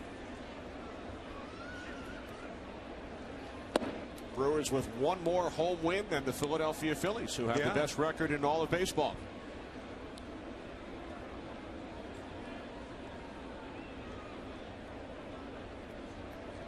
One, two to Rodriguez, a called strike 3. 4th strikeout for Phil Hughes. Fastball right on the corner to get Rodriguez. So now 2 away. Tune into the MLB Network for the 2011 World Series Senior Baseball Championship game tomorrow at 2 Eastern, 11 a.m. Pacific. Foul back to the screen by Chirinos. 0-1. A lot of talk at this time of year in baseball about home field advantage. It would behoove the Milwaukee Brewers to get home field advantage because they have played so well at home, more than any other major league team when you think about it. Home field advantage for the first 2 rounds of the postseason. Right. Of course, they would have it for the World Series if they got that far. Home field advantage has already been determined, of course. Right. Since the National League won the All-Star game this year. 2 big punches right there. They've won 10 of their last 11 at home. Best home record in baseball. And they've won 8 of 12 against their primary rival, the St. Louis Cardinals. Chirinos went around. Hughes retires the Rays in order in the 5th inning.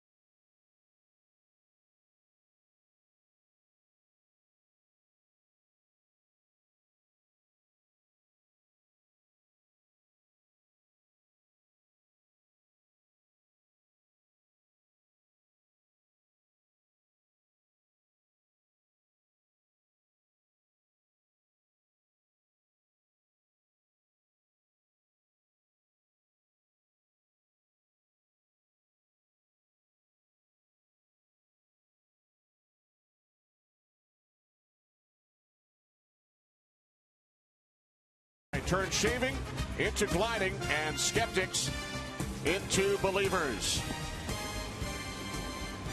Back at Yankee Stadium, Yankees lead the Rays 2-0.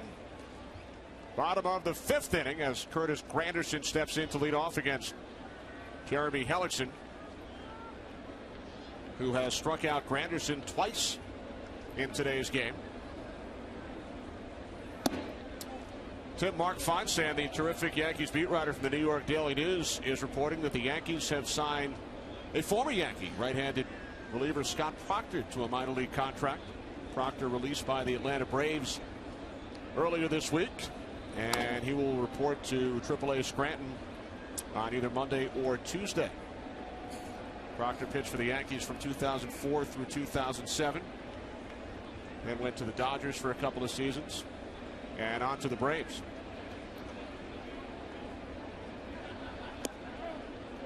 When you think about it, Kenny, there are 3 things surrounding the New York Yankees right now. A left-handed DH primarily against a right-handed pitcher for the postseason. The problems Mariano Rivera has had this week, and pairing the 6 starters that include Phil Hughes, and that's why today is such an important start, and every start that Phil has for the rest of the year, why it's so important. Because Joe Girardi has about 6 weeks to decide. Is A.J. Burnett going to be the number 2 guy? You know CC is going to be the opening day starter. You know he can come back after 3 days rest for the first round. But Ivan Nova has just been superb. His sliders coming along. And Bartolo Colon, Freddie Garcia have both been terrific. But I think Colon has the edge right now between those two because he can throw 96 miles an hour for an extended period of time through 6-7 innings. Yankee starters have won 55 games. 55 of the 71 games won by the Yankees so far. Sabathia 16-6, although he has lost his last 2. There's CC. And of course they have one of the Yankees, that is, have one of the real superb setup pitchers in baseball, David Robertson. Now, you know, we have to say that because David's lovely wife is here. And how about this shot off the bat of Granderson, number 33 on the season.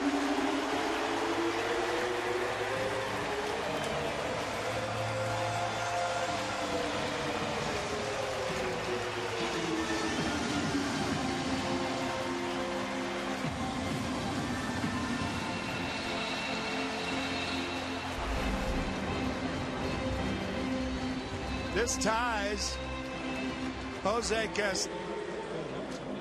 Bautista of the Toronto Blue Jays, who did not homer today, but Granderson did for home run number 33 on the year.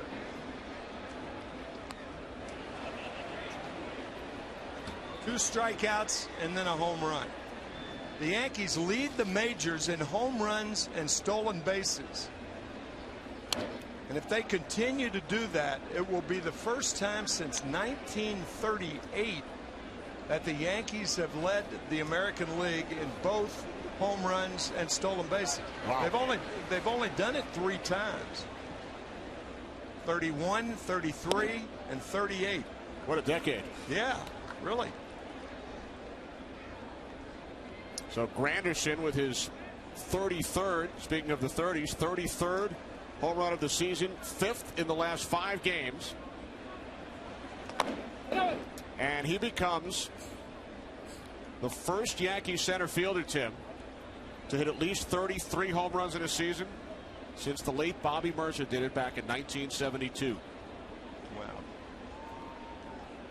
I had the honor and privilege of working with Bobby for 3 years during the Yankee games back in 99, 2000, and 2001. And he will always be missed here at Yankee Stadium. What a gentleman. Reeked class.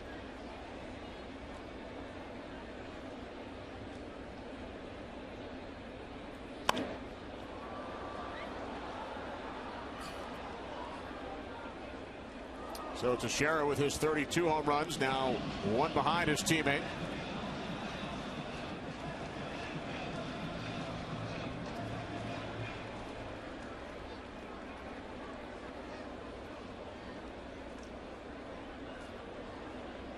Chevrolet proudly supports the great game of baseball at all levels. See how they're making kids' baseball dreams come true across the USA at ChevyBaseball.com. Teixeira flies out to Upton for out number 1. Robinson Cano, the hero at the Home Run Derby the night prior to the All-Star game. And in past years, we have seen players who participated deep into the Home Run Derby, their power totals have dropped off over the second half of the season. But Ken Rosenthal, that has not been the case with Robinson Cano. Not at all, Kenny. And it's funny, David Ortiz told me last week that the problem for these guys in the Home Run Derby is often that they become pull happy after the break, try to pull everything. Well, Robinson Cano is a hitter who uses all fields. He's actually hitting better in the second half than he did in the first. And guess what? 3 of his home runs to the opposite field. Ken Cano sends this one into the right field corner. And he slides in safely at second. 30th two-base hit of the season, and the second hit today for Cano. The former manager of the Montreal Expos, Felipe Alou, called Rondell White Thunderhands. Well, if he called him Thunderhands, Joe Girardi should call Robinson Cano Lightning Hands, because they are lightning quick on inside fastballs. The throw by Matt Joyce is errant. And Cano with a relatively easy double. So that will be all for Jeremy Hellickson, with his dad Steve celebrating his 50th birthday in the stands. Hellickson exits after just 4 1/3. He'll be replaced by the right-hander Brandon Gomes.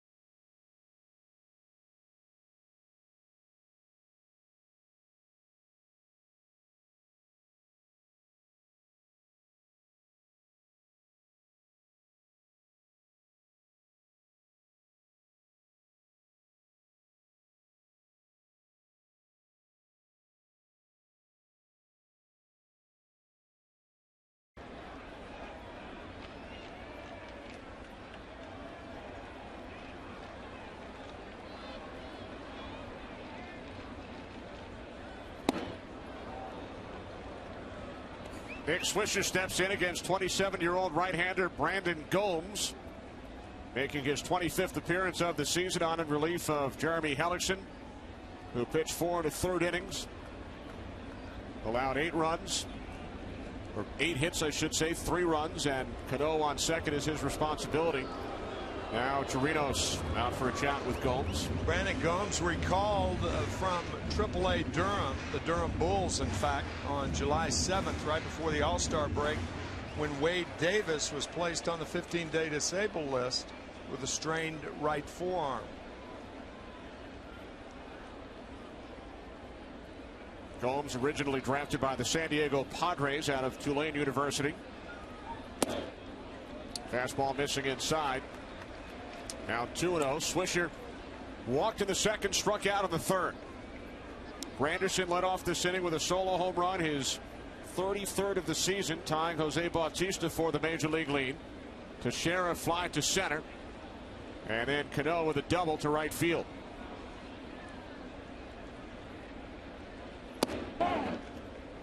2-1 on Swisher. In case you joined us late, Jorge Posada back in the Yankee lineup for the first time in a week. Singled in the first 2 Yankee runs back in the second inning. There's Jorge. And then picked up another base hit in the fourth. He's 2 for 2. And Phil Hughes in a battle for a spot in the Yankee rotation has shut out the Rays on only 2 hits through the first 5 innings.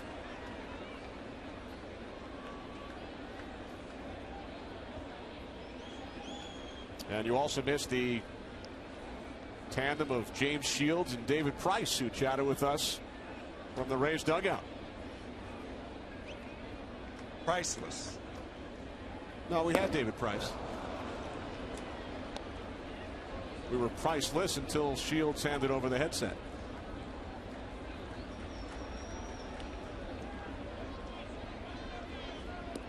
And waiting in our bullpen, Aaron Robertson, wife of Yankee All-Star David Robertson, who will talk to us during the top of the 6th inning about the High Sox for Hope Foundation. Payoff pitch to Swisher is ball 4. So he heads down to first base. Yankees with runners on first and second.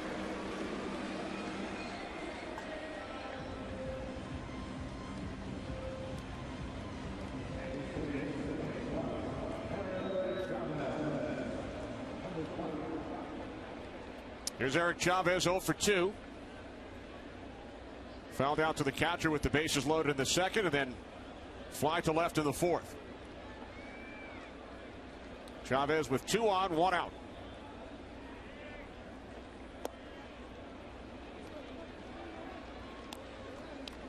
By the Yankees and the Red Sox, such tough lineups. Their hitters make pitchers throw strikes. They will not go out of the strike zone very often. You rarely see many check swings from the Yankees or the Red Sox.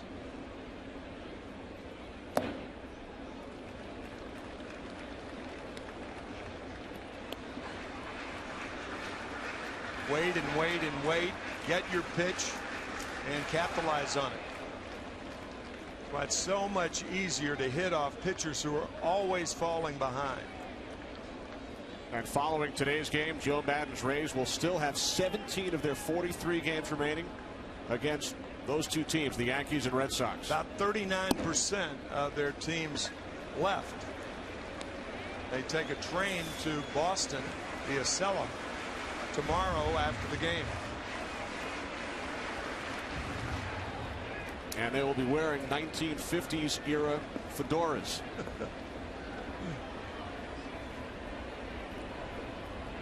Just another one of the theme trips the Rays have taken over the last couple of seasons under their skipper Joe Maddon.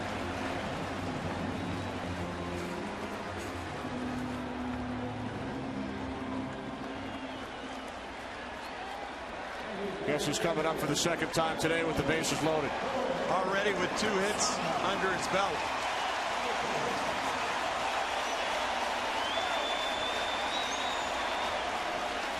A 2-run single in the second inning with the bases loaded. There's Cano, Swisher, and Chavez. Back-to-back walks issued by Gomes after replacing Hellickson.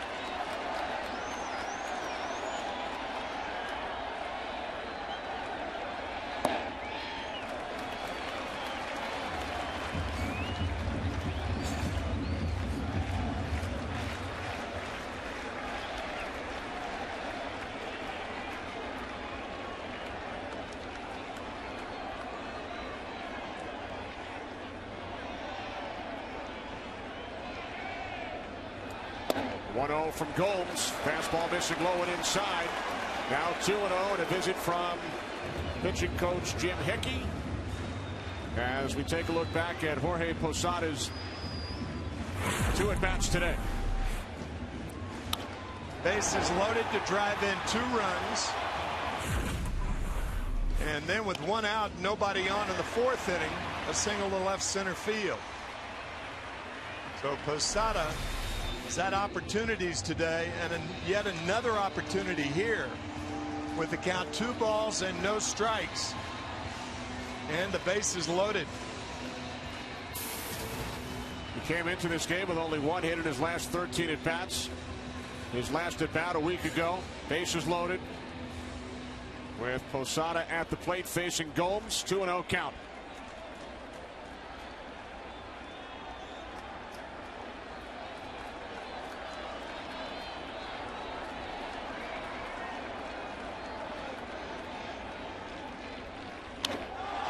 Right field, deep, grand slam.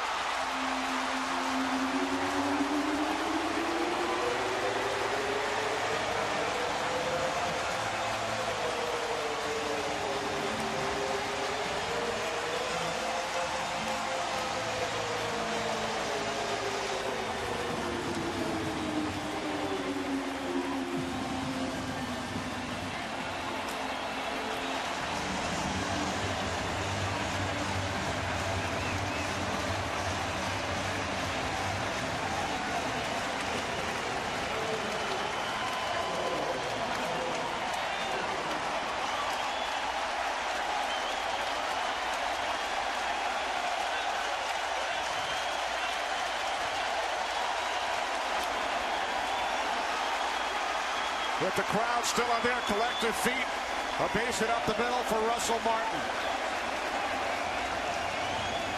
Jorge Posada from the closet to the penthouse.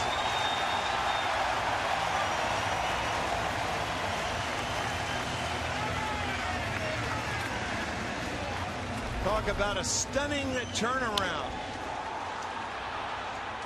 A 2-0 fastball that he juiced, and in the process juiced up this crowd.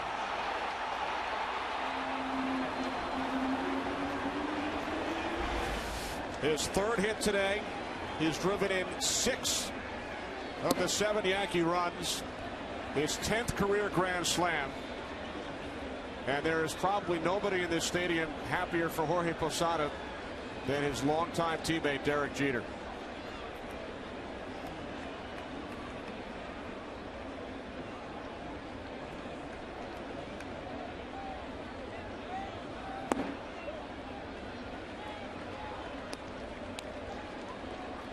One game doesn't make the rest of the season. However, if he is the designated hitter against right-handed pitching when the postseason starts, perhaps the Yankees and he can look back at this game and point to it as the game that got him in the postseason. Not the Yankees, but him. So many questions after the decision was made last weekend to pull Posada out of the lineup. Looking ahead, and these questions will still come into play, of course, over the next 6 weeks as to whether or not he will be on that postseason roster.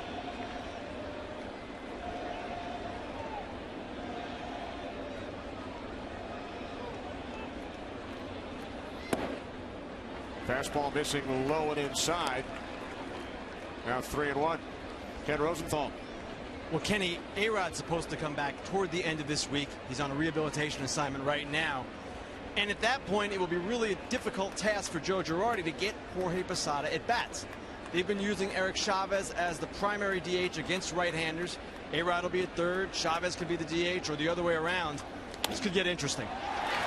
Base hit into right field off the bat of Gardner. 5th hit of the inning for the Yankees.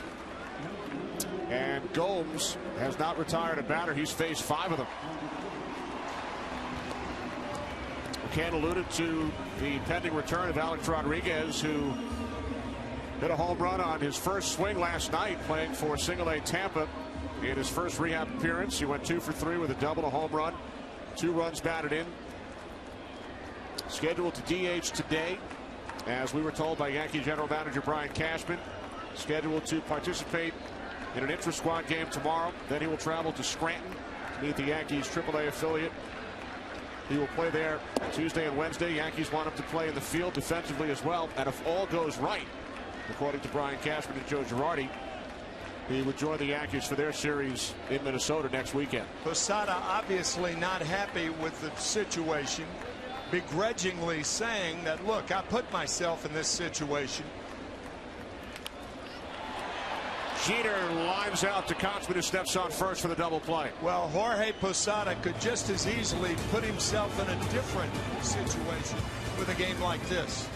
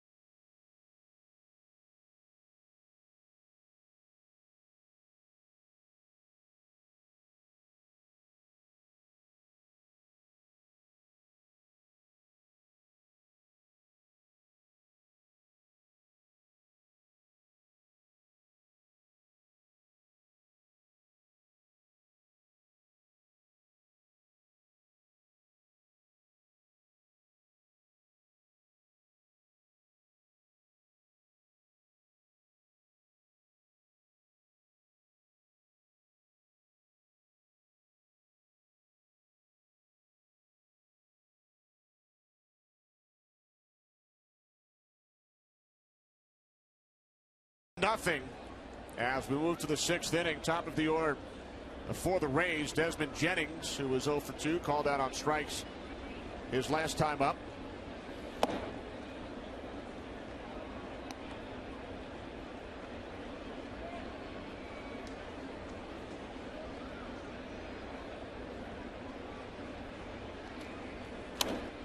Jennings fouls it off to the right side, 1-1. Only 1 base runner for the Rays in the last 3 1/3 inning. That was Evan Longoria, who singled the lead off the 4th. Only 2 hits for the Rays over the first 5. Now 2-1 on Jennings. We talked about it at the top, about the 2 big keys today for the Yankees and for the rest of the season, Jorge Posada and Phil Hughes, and both have delivered in a big way today. Posada has driven in 6 of the 7 Yankee runs, with a 2-run single in the 2nd and his 10th career grand slam in the 5th.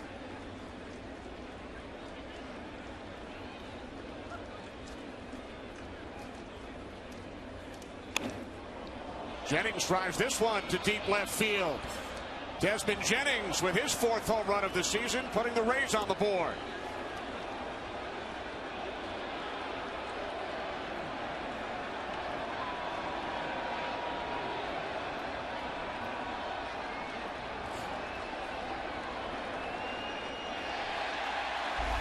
Well, it's true that major league hitters hit good pitches out of the park. This is not a good pitch.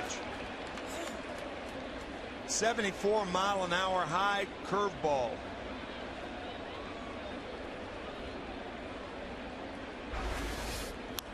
Sixth home run of the series for the Rays. 5 last night. And Jennings extending his hitting streak to 5 games with his 4th home run.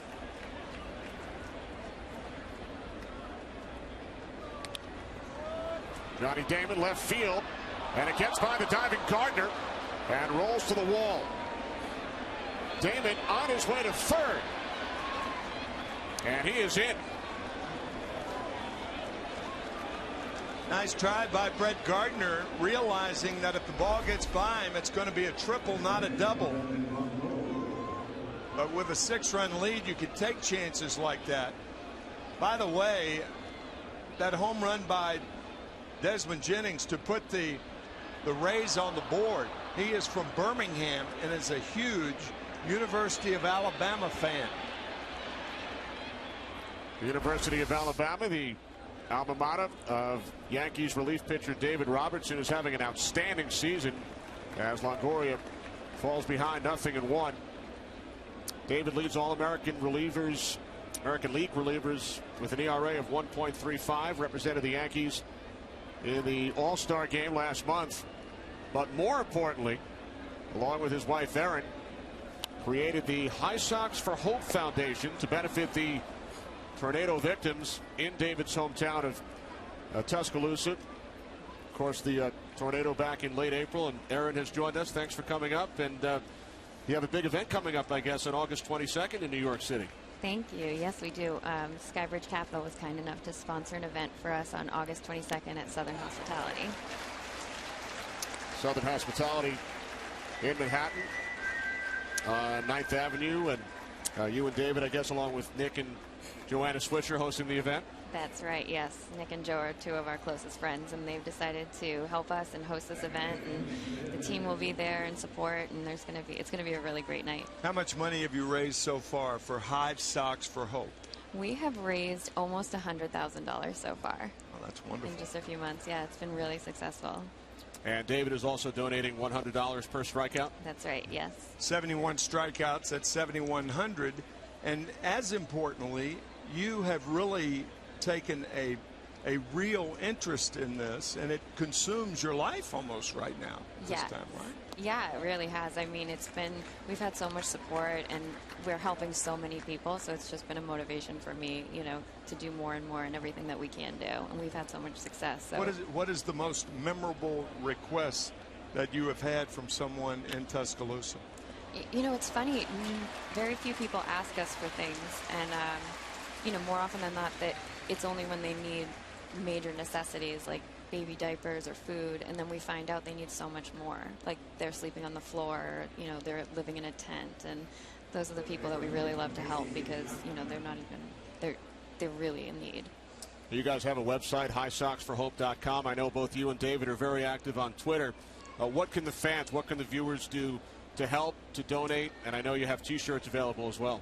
Yes. On our website, highsoxforhope.com, we have an auction through Steiner. Baldwin's selling T-shirts for us. You can donate right there, and there's still tickets for our event on August 22nd, and all the information's there right on our website. We're chatting with Erin Robertson, the wife of Yankees relief pitcher David Robertson. Their foundation, High Sox for Hope, benefiting tornado victims in Tuscaloosa, Alabama, with Casey Kochman at the plate. And the Yankees leading the Rays 7-2. Johnny Damon scoring on the Ben Zobrist ground out. Here's the 2-0 to Kochman. Now take us back to early July when David was named as a replacement to the All-Star team. I guess that was a whirlwind couple of days for you. Yes, we were very excited about that. But it was a lot of fun going to Arizona. called into the game in the second inning. Yes, Unusually, huh? That was a big surprise for all of us, including David. I guess planes, trains, and automobiles on Monday in order to get out to Phoenix for the All-Star game. Yes, yeah, it was kind of crazy getting out there, but we did it. There's the website, highsoxforhope.com. Log on for more information. And you can also follow Aaron on Twitter at erob3. erob3. David's drob30. drob30. There you go. Tim will be right on it. You were a good luck charm for the Yankees. You were here in the booth with us. Jorge Posada hitting the grand slam during the last half inning. I know. I should sit here more often. And now Kochman rounds out to Cano. Aaron, thanks for joining us. Congratulations on all the success you guys have had with the foundation, and enjoy the benefit on August 22nd. Thank you so much. Appreciate it. Thanks.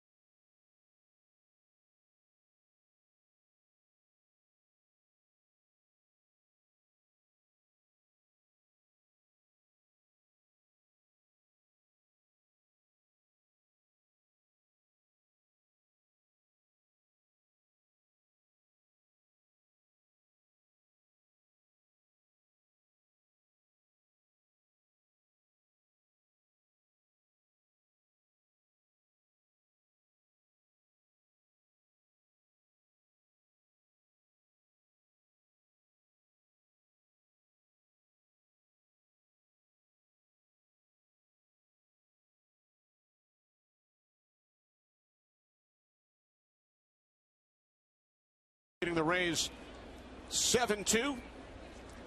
Cesar Ramos, the third Rays pitcher of the afternoon, making his 47th appearance this season, but the first since his latest recall from AAA Durham on Sunday, when the Rays placed Alex Cobb on the 15-day disabled list.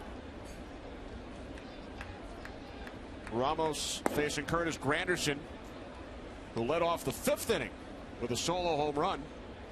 Yankees would bat around in the fifth, scoring 5 runs on 5 hits, including Jorge Posada's 10th career grand slam. Granderson with a base hit into right field, his second hit today.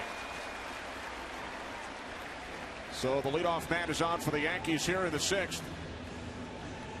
Well, in 3 weeks, college football comes to FX. Gus Johnson and Charles Davis will bring you all the action, beginning in Norman, Oklahoma, where the #1 ranked Sooners host the upset-minded in-state rival Tulsa Golden Hurricanes. The FX Saturday college football game of the week, presented by Russell Athletic in high definition all season long, only on FX.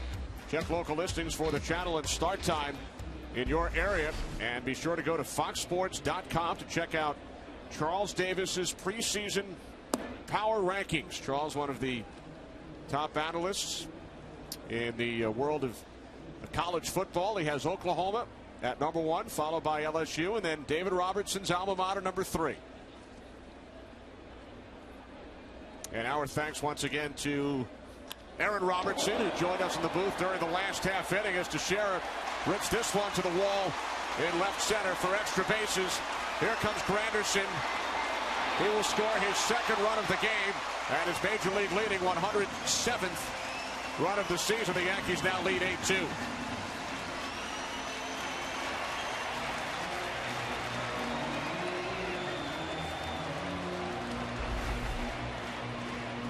After a night where the Yankees lost to the Tampa Bay Rays, almost nothing going right for them last night. Almost everything is going right for the Yankees today.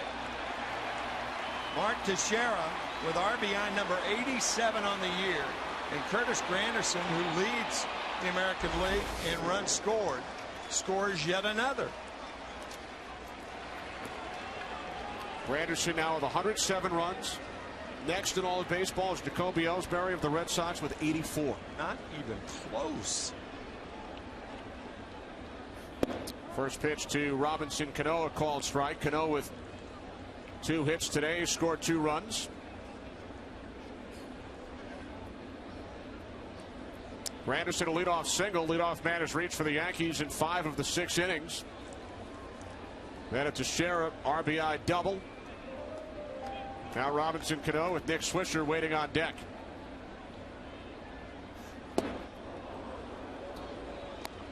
And that website once again, in case you missed it earlier, highsoxforhope.com.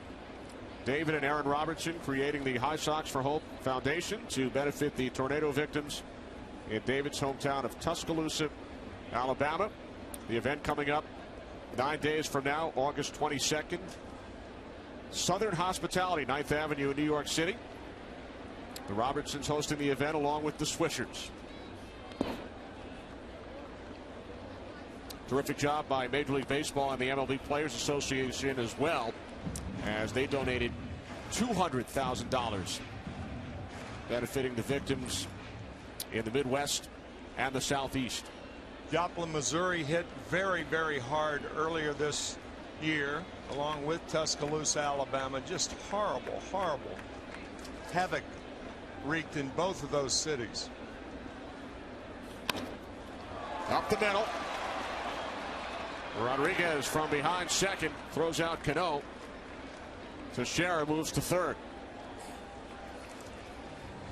Well, Fox Sports is proud to support Stand Up to Cancer in their work to fund groundbreaking research that helps accelerate treatment to patients.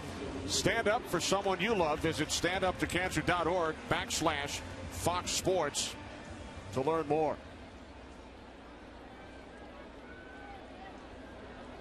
With one away, here is Nick Swisher. Swisher has walked twice. Came around to score back in the 5th inning. Yankees batted around in the 5th. They scored 5 runs on 5 hits, including the Posada grand slam.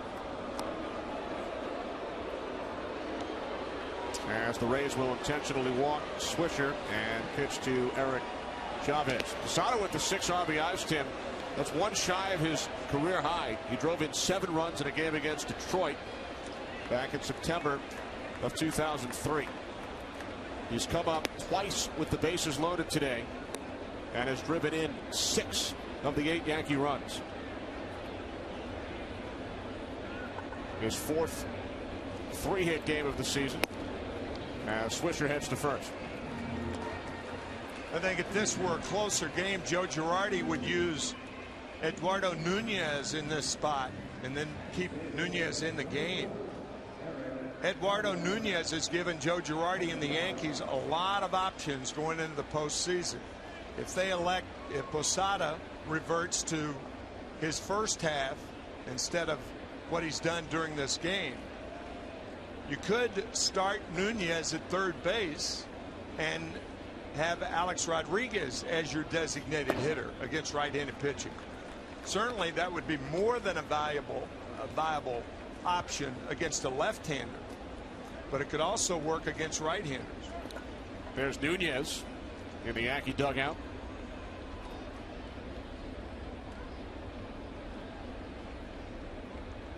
Eduardo Nunez has shown he is a very good player. Rays unable to turn two. Teixeira scores. Yankees now lead 9-2.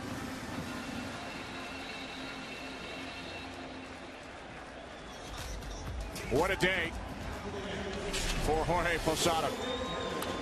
2-run single in the second inning, driving in the first 2 runs of this game, and then his 10th career grand slam off Brandon Gomes in the 5th.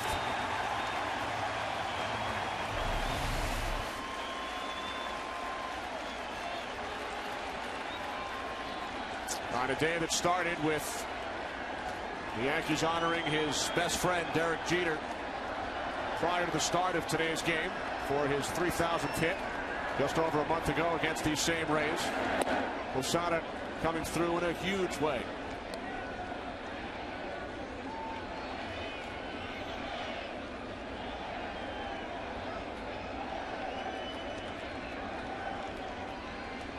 Posada's home run in the last inning. His first homer since the 29th of June against Milwaukee.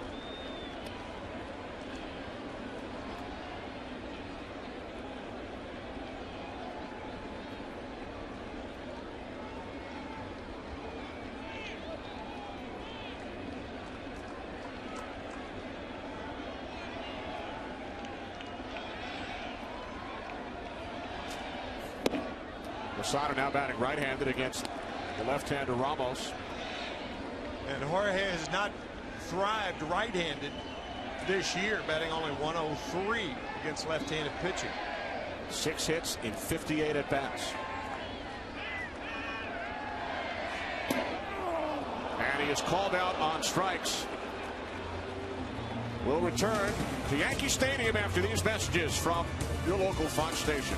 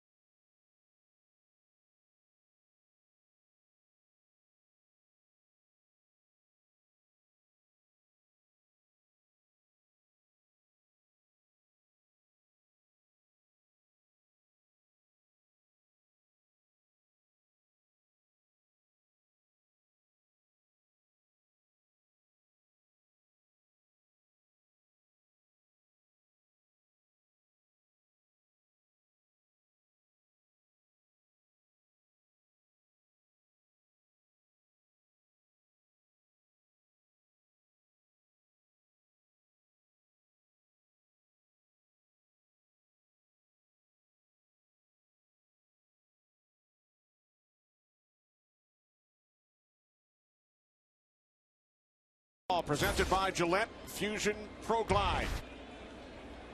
Kenny Albert, Tim McCarver, Ken Rosenthal, Chris Rose from Yankee Stadium. Yankees leading the Rays 9-2.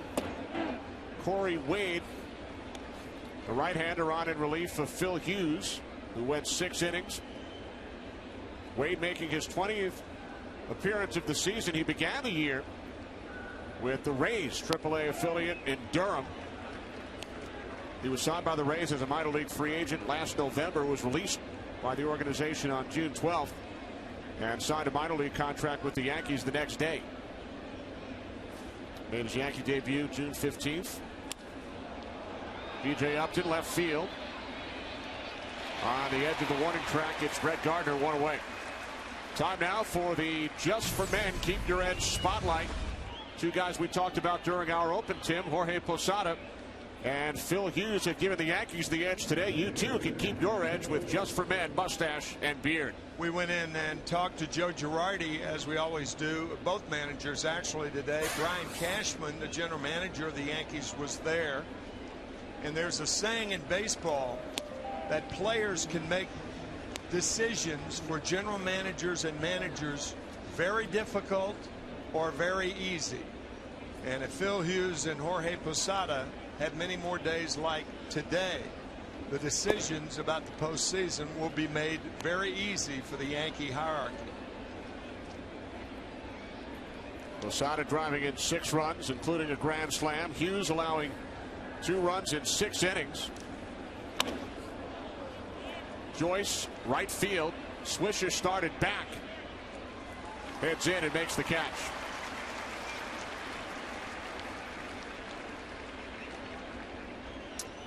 For Phil Hughes, Tim, it's the 3rd consecutive start in which he went 6 innings and allowed no more than 2 runs. Back on July 27th against Seattle, 2 runs in 6 innings. His next start, August 2nd against the White Sox, no runs in 6 innings. 2 runs in 6 innings today, as Wade retires the Rays in order. On 7 pitches, Rodriguez flies out to Gardner.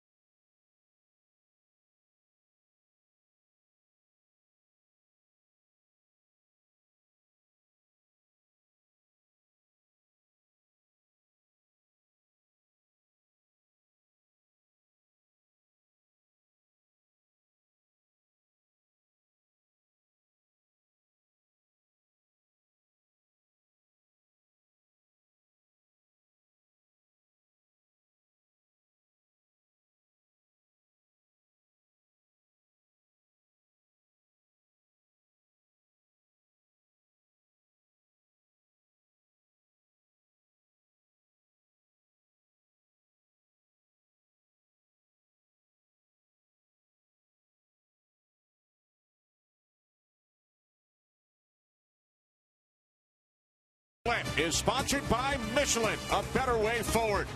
By DirecTV, now get DirecTV's best offer of the year. And by Travelers, insurance for auto, home, and business. Yankees getting the job done at home today as the fans collectively sit down following the 7th inning stretch. Yankees leading the Rays 9-2 after the Rays hit 5 solo home runs last night off CC Sabathia. Following tomorrow's game, the Rays will head on the train up to Boston for a 3-game series with the Red Sox. We mentioned they will be wearing 1950s era hats. And for more on the Rays travel, we send it down to Chris Rose. Yeah, Kenny, the Tampa Bay Rays and Joe Madden, their manager, they like to theme it out on a lot of trips throughout the 2011 baseball season, so they'll be wearing the 1950 fedoras on the train up to Boston. But earlier this year, up in Seattle, what kind of look do they go with? None other than the grunge look. I mean, a bunch of guys really got into it in the flannel. They stole a bunch of shirts from Kenny Albert's closet, apparently. And then when they were in Anaheim and taking a red-eye out to Baltimore, what do you do on a plane?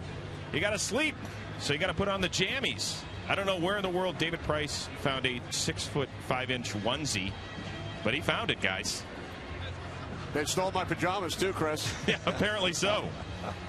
I love the way, though, Joe Madden just keeps things nice and loose. He really does. He's got a great way of communicating to younger players. I mean, Joe Madden, and we didn't find that out until this morning, that he went to school, was in the same class as Rudolph Giuliani's wife, Judith, back in Hazleton, Pennsylvania.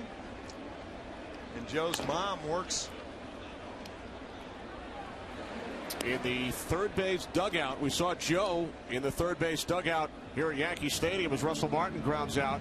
His mom, Beanie, Joe Madden's mom, Beanie, 77 years of age, a waitress at the third base dugout restaurant in Hazleton, but she has the day off today. She was planning on watching the game. That's exactly right. So Joe wants to say hello to his mom, Beanie, watching in Hazleton, which is also the hometown of Jack Palance, the late Jack Palance. Joe not having as much fun in the third base dugout here as his mom has in the third base dugout in Hazleton. Yeah. Joe had a lot more fun last night in the third base dugout here at Yankee Stadium. You know, we've referred throughout this telecast to the 5 home runs allowed by Sabathia, the 5 allowed by Carlos Zambrano of the Cubs in Atlanta last night. It was only the second time, Tim, in Major League history, second time ever, that 2 Major League pitchers allowed 5 home runs in a game in the same day. That's remarkable. Back in 1996, Jeff D'Amico of Milwaukee and Dave Tailgater of Oakland allowed 5 home runs on the same date. Happened again last night with Sabathia and Zambrano. And nobody knows where Carlos Zambrano is put on what, the restricted list. And you know, when you think about Carlos Zambrano, I mean, unlimited chances are not enough. Ramos covering. Beats Gardner the bag for out number 2. Time for another DirecTV game break with Chris. Guys, Josh Hamilton may not be able to see at the plate during the day, but in the field he's just fine. Ryan Sweeney, the ace with the shot, and look at Hamilton. That's almost Raider-like in Oakland. Koji Uehara loves it. Rangers lead at 5-1 in the 9th. Remember, to see every baseball game, the most in HD, it's 1-800-DirecTV. I'm sure Al Davis saw that and he said, he's got speed. Let's sign him, baby. Just win, baby, and the Texas Rangers are winning, Tim. I was corrected by the truck. It's the disqualified list on which Carlos Zambrano is on.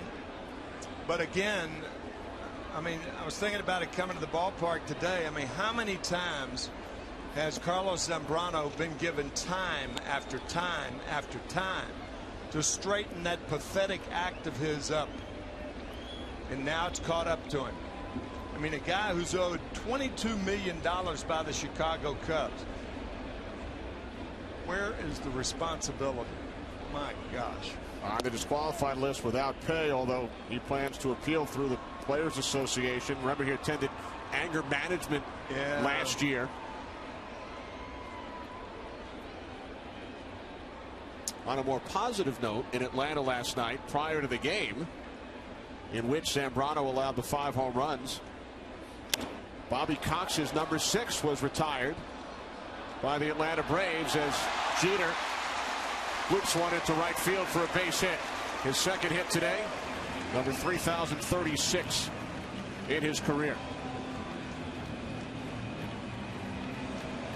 So congratulations to Bobby Cox as we take another look at the Jeter base hit. Well, in fairness to Matt Joyce, the right fielder, he did slip, and it's also getting twilight time here at Yankee Stadium, so it's a little tougher to see. Bobby Cox called last night the happiest day of his life. What a monument to excellence with the Atlanta Braves. 15 division titles during his reign. He also won with the Toronto Blue Jays in 1985. Was one victory away from going to the World Series, up 3-1 over Kansas City, but it was not to be. And a former New York Yankee. Oh, yeah. I mean, throughout baseball, you know, fans and players alike universally happy for number 6. Also in Atlanta last night, Dan Uggla extended his hitting streak to 32 games. Did it in a big way with 2 home runs, too. Now 1 and 2 on Granderson. How about this, Tim? The last 11 streaks of 30 or more games, hitting streaks, have been by National Leaguers. The last 11. That's good. I did not know that. The last American leaguer to hit in 30 or more consecutive games, Eric Davis of the Orioles back in 1998. The odd thing about Dan Uggla's hitting streak, 32 games going into tonight's game against the Cubs. The longest streak this season, the only other 30-gamer, Andre Ethier of the Dodgers. Longest in Atlanta Braves history. And it raised his average, get this, from 173 to 229. Incredible. And he's hit 26 home runs. Yeah.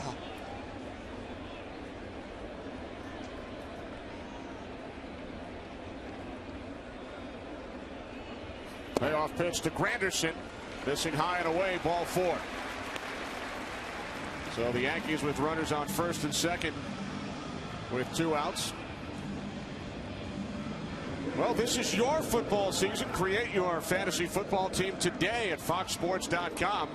Fox Fantasy Football is brand new and better than ever. Play today at foxsports.com/fantasy. 2 NFL games this week on Fox. And we had one last night. You're my hero, man. I'm telling you. Well, you do the game last night on Fox. Washington against whom? Well, Tampa Bay and Kansas City were on Fox. I was in Washington for a Redskin game. Oh, right. But okay. I will be working the game on Fox this Friday. Yeah, okay. Down to Jacksonville. All right, now I got it right. But I mean, you've been traveling for 3 days, right? You've done worse. 9-2 Yankees.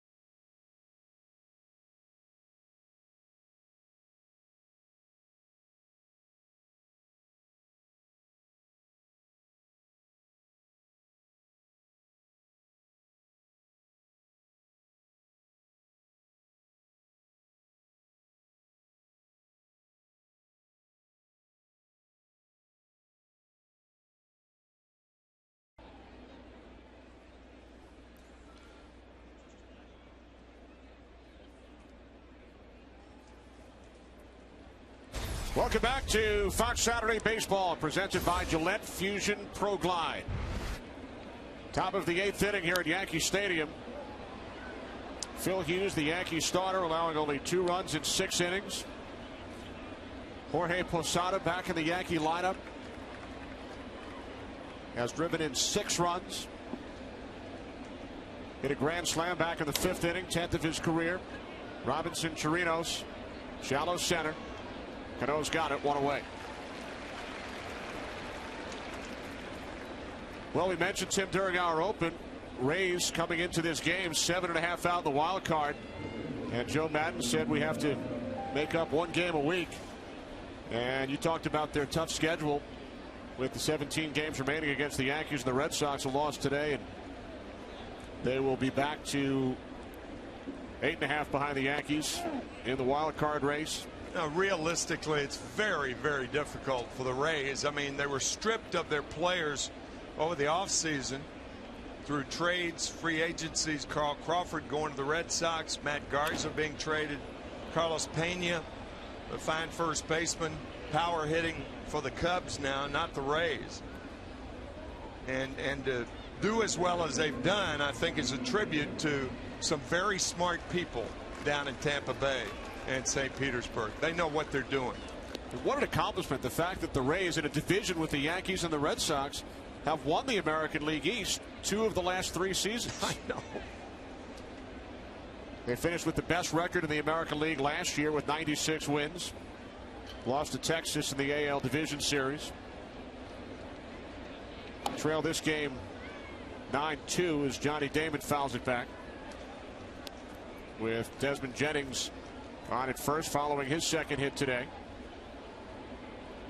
Desmond Jennings, a big part of the future of this franchise. I mean, you get to a World Series in your first 11 years with what the Tampa Bay Rays have had to work with. That's pretty good. After finishing in last place 9 of their first 10 seasons. Right.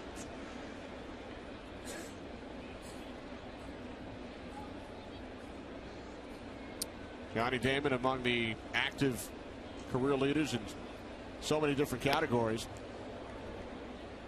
In fact, and there are so many different stats out there, different ways to look at guys' careers, but if you take these 5 categories: 100 career triples, 200 home runs, 500 doubles, 2,500 hits as the ball squirts away from Martin Jennings to second.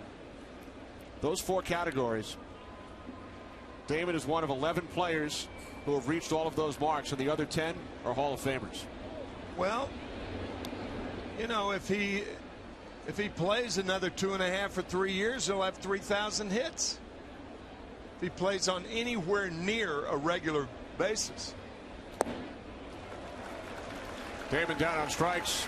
We'll head down to Ken Rosenthal. Ken, what do you think? You're on the Hall of Fame voting committee. Will Damon have a chance? He'll have a chance, Kenny, and his case is mounting. 314 hits short of 3,000. And as Tim said, if he plays a couple of more years, as he intends to, he'll have a shot. But it's interesting, talking to him yesterday, he said that the one stat that he really is most proud of is runs scored. And he's creeping up that career list as well and starting to pass some really big names. And remember his triple, Tim, back in the 6th inning. Sure. Had he stopped at second, he would have passed Babe Ruth on the all-time doubles list. Yeah. They are tied with 506 career doubles. But he kept going. You know what? If I were tied with Babe Ruth, I'd never want to hit another double. I'd stop at first or go to third. Which he did. I mean, if I could tell my grandchildren I was tied with Babe Ruth in anything, I would never want to ever do anything to break the tie. What's the sense in it? Come on. They have something else in common. What's that? Championships with the Red Sox and the Yankees. Yeah, that's right. That's right.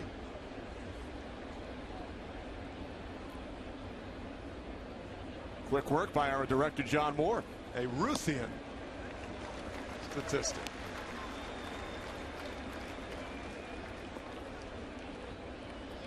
Two and two on Longoria. 2 outs, top of the 8th inning in a 9-2 game.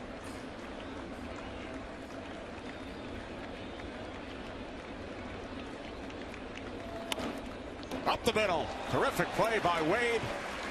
And we head to the bottom of the 8th here in Yankee Stadium.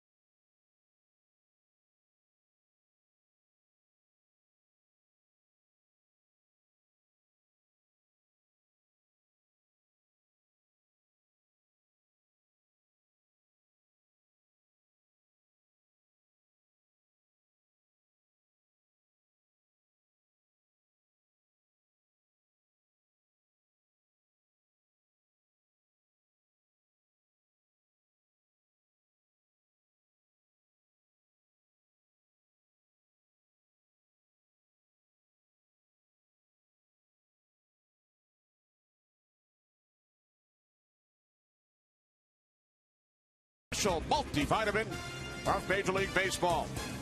And by MasterCard, asking you to eat, drink, and be generous this summer. Yankees leading the Rays 9-2 as we move to the bottom of the 8th inning here in the Bronx. 4th pitcher of the game for the Rays is 32-year-old right-hander Juan Cruz, after Ramos pitched the last 2 innings.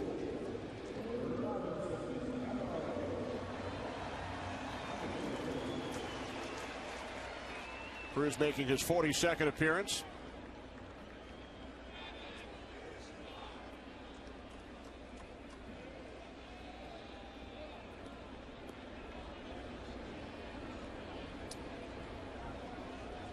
There's Reed Brignac now in the game at shortstop as Sean Rodriguez moves over to second.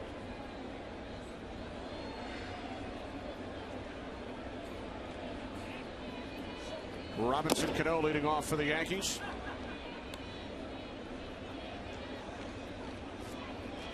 New center fielder as well, Sam Fuld, replacing B.J. Upton.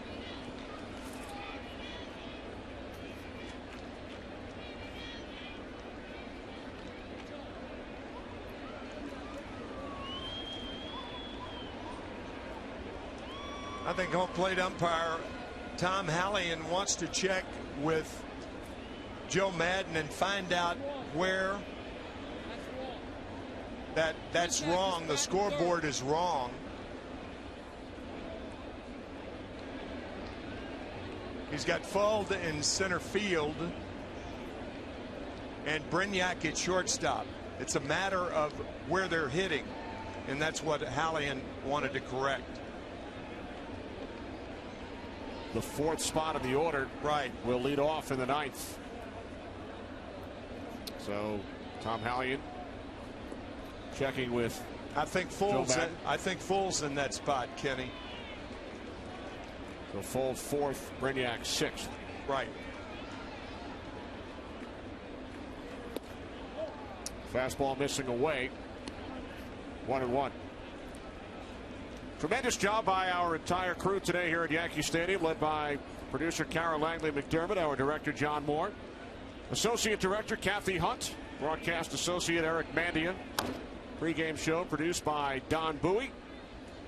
Marty Aronoff crunching the numbers along with Wayne Fiddleman and Dave Schwabe. Thanks to our entire crew on a Saturday afternoon in the Bronx.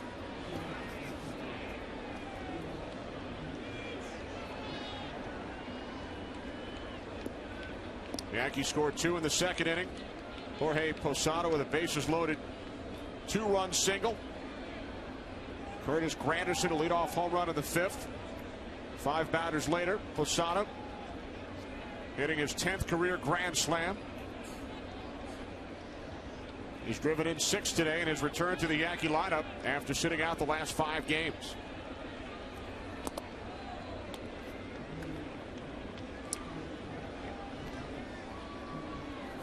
And Phil Hughes, the Yankees starter, allowing 2 runs on 4 hits in 6 innings. Rays scoring both of their runs in the 6th. Derek Jeter honored prior to the game for career hit number 3,000.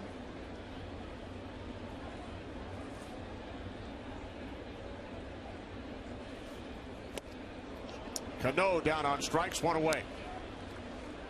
Next week on Fox Saturday Baseball, the NL Central leading Brewers hit the road. They'll be here in New York to take on the Mets. Tim, you will be on hand at Citi Field. Cardinals will battle the Cubs. Reds take on the Pirates. Next week's telecast of Fox Saturday Baseball presented by Gillette Fusion Pro Glide begins at 4 Eastern, 1 Pacific. Check local listings for the game and start time in your area.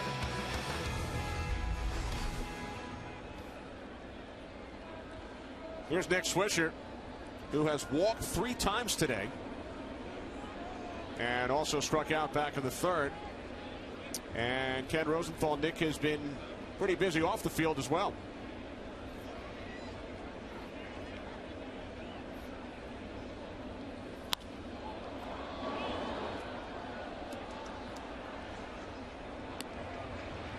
His album, Believe, currently the number 4 children's release on iTunes, down from number 3 last week. Now, Barry Zito and Bernie Williams played guitar on the album, but guys, how is this for buttering up the commissioner? Bud Selig's granddaughter was among a group of children who sang backup vocals on the album. Now, part of the proceeds from the album go to Swish's Wishes, that's Swisher's Foundations for Children with Health Issues. All right, thanks, Ken. So Nick Swisher taking a page out of your book, Tim. Yeah, I don't know about that.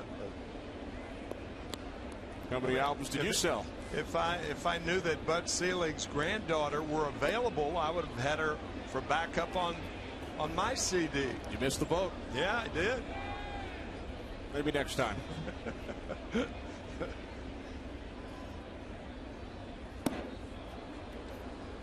Swisher down on strikes. 2nd consecutive strikeout for Juan Cruz. Well, Tim, the Yankees recently held their 3rd annual Hope Week. Hope standing for helping others persevere and excel. There's Derek Jeter. All of the Yankee players and coaches took part as the club sent the message that everyone can give of themselves to make their community a better place. Eric Chavez with a base hit into center field. And the Yankees Foundation donated $10,000 per day during Hope Week to various nonprofit organizations. That's very nice. Very nice. So a great job by the Yankees over the last 3 years. We told you about David and Aaron Robertson, the High Sox for Hope Foundation. Another big hand for Jorge Posada. I guess you can put a caption on today's game that hope springs eternal.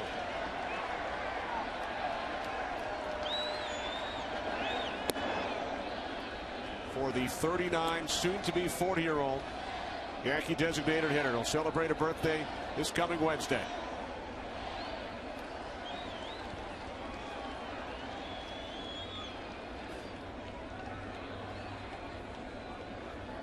Batting left-handed once again against the right-hander Juan Cruz. Posada called out on strikes when he faced the lefty Ramos his last time up. 3 for 3. A home run, 6 runs batted in.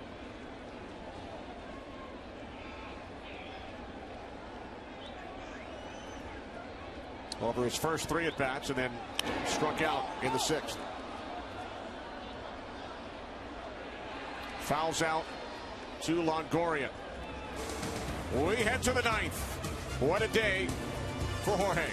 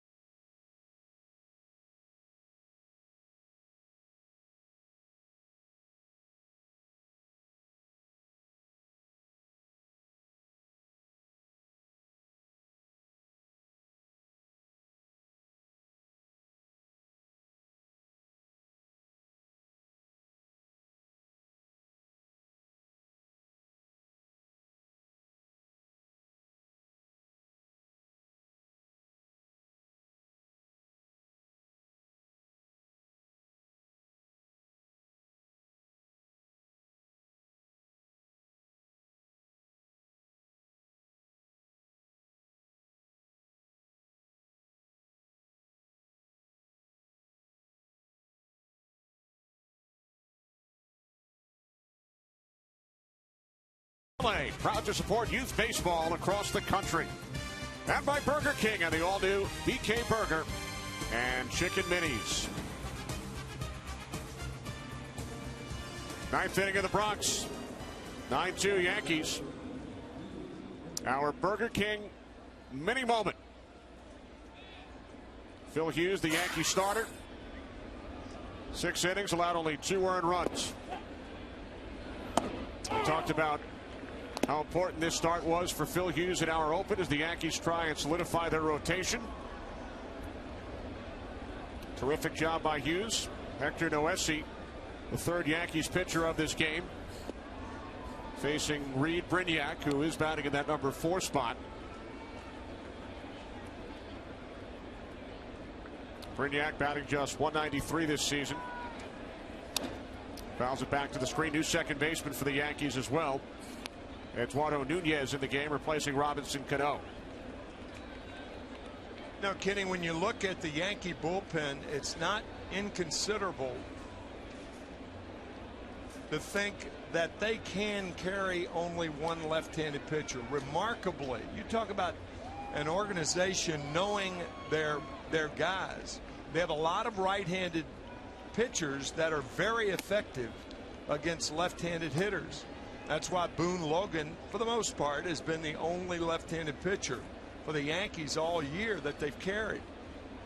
And to think that they can do that in the American League East with teams like the Red Sox, with all of those powerful left-handed hitters that they have.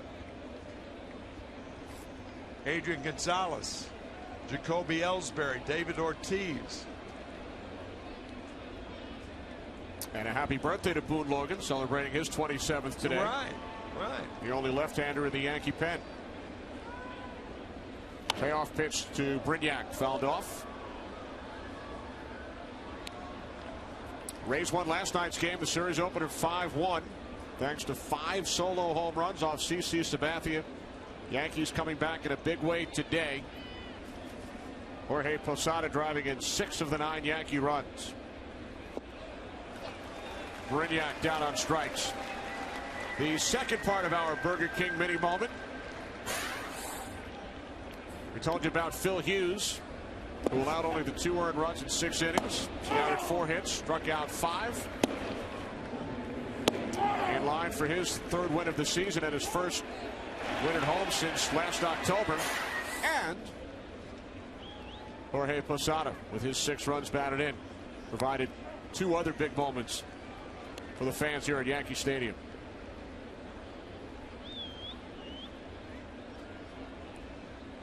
Casey Kotchman 0 for 3. Hit one of those 5 Rays homers last night. Has not gotten the ball out of the infield today.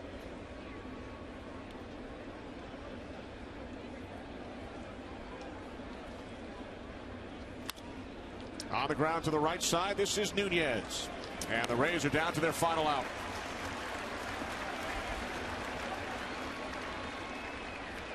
Super Sam. Talk about a cult figure in the Tampa Bay area in St. Petersburg. You're going to love this. 1, 2, 3, probably the best. I mean, this guy, they love him in the Tampa Bay, St. Petersburg area. Talk about the overachiever of overachievers, Sam Full. Joe Madden calls him everyman. We also loved him at Stats Inc., now Stats LLC, the company that provides our statistical information and research. Sam Fuld was an intern at Stats Inc. back in 2005. How about that? He's a very bright young man. Went to Exeter Prep School, one of the best prep schools in the country. Stanford graduate. Met his wife Sarah at Exeter. She was a lacrosse player who made a lot of catches like this. But not with a mitt. No. Sam Fuld flies out to Curtis Granderson. Jorge Posada, the hero here at Yankee Stadium, as he drives in 6. Hit his 10th career grand slam back in the 5th inning. Yankees win it 9-2 over the Rays. We'll be back.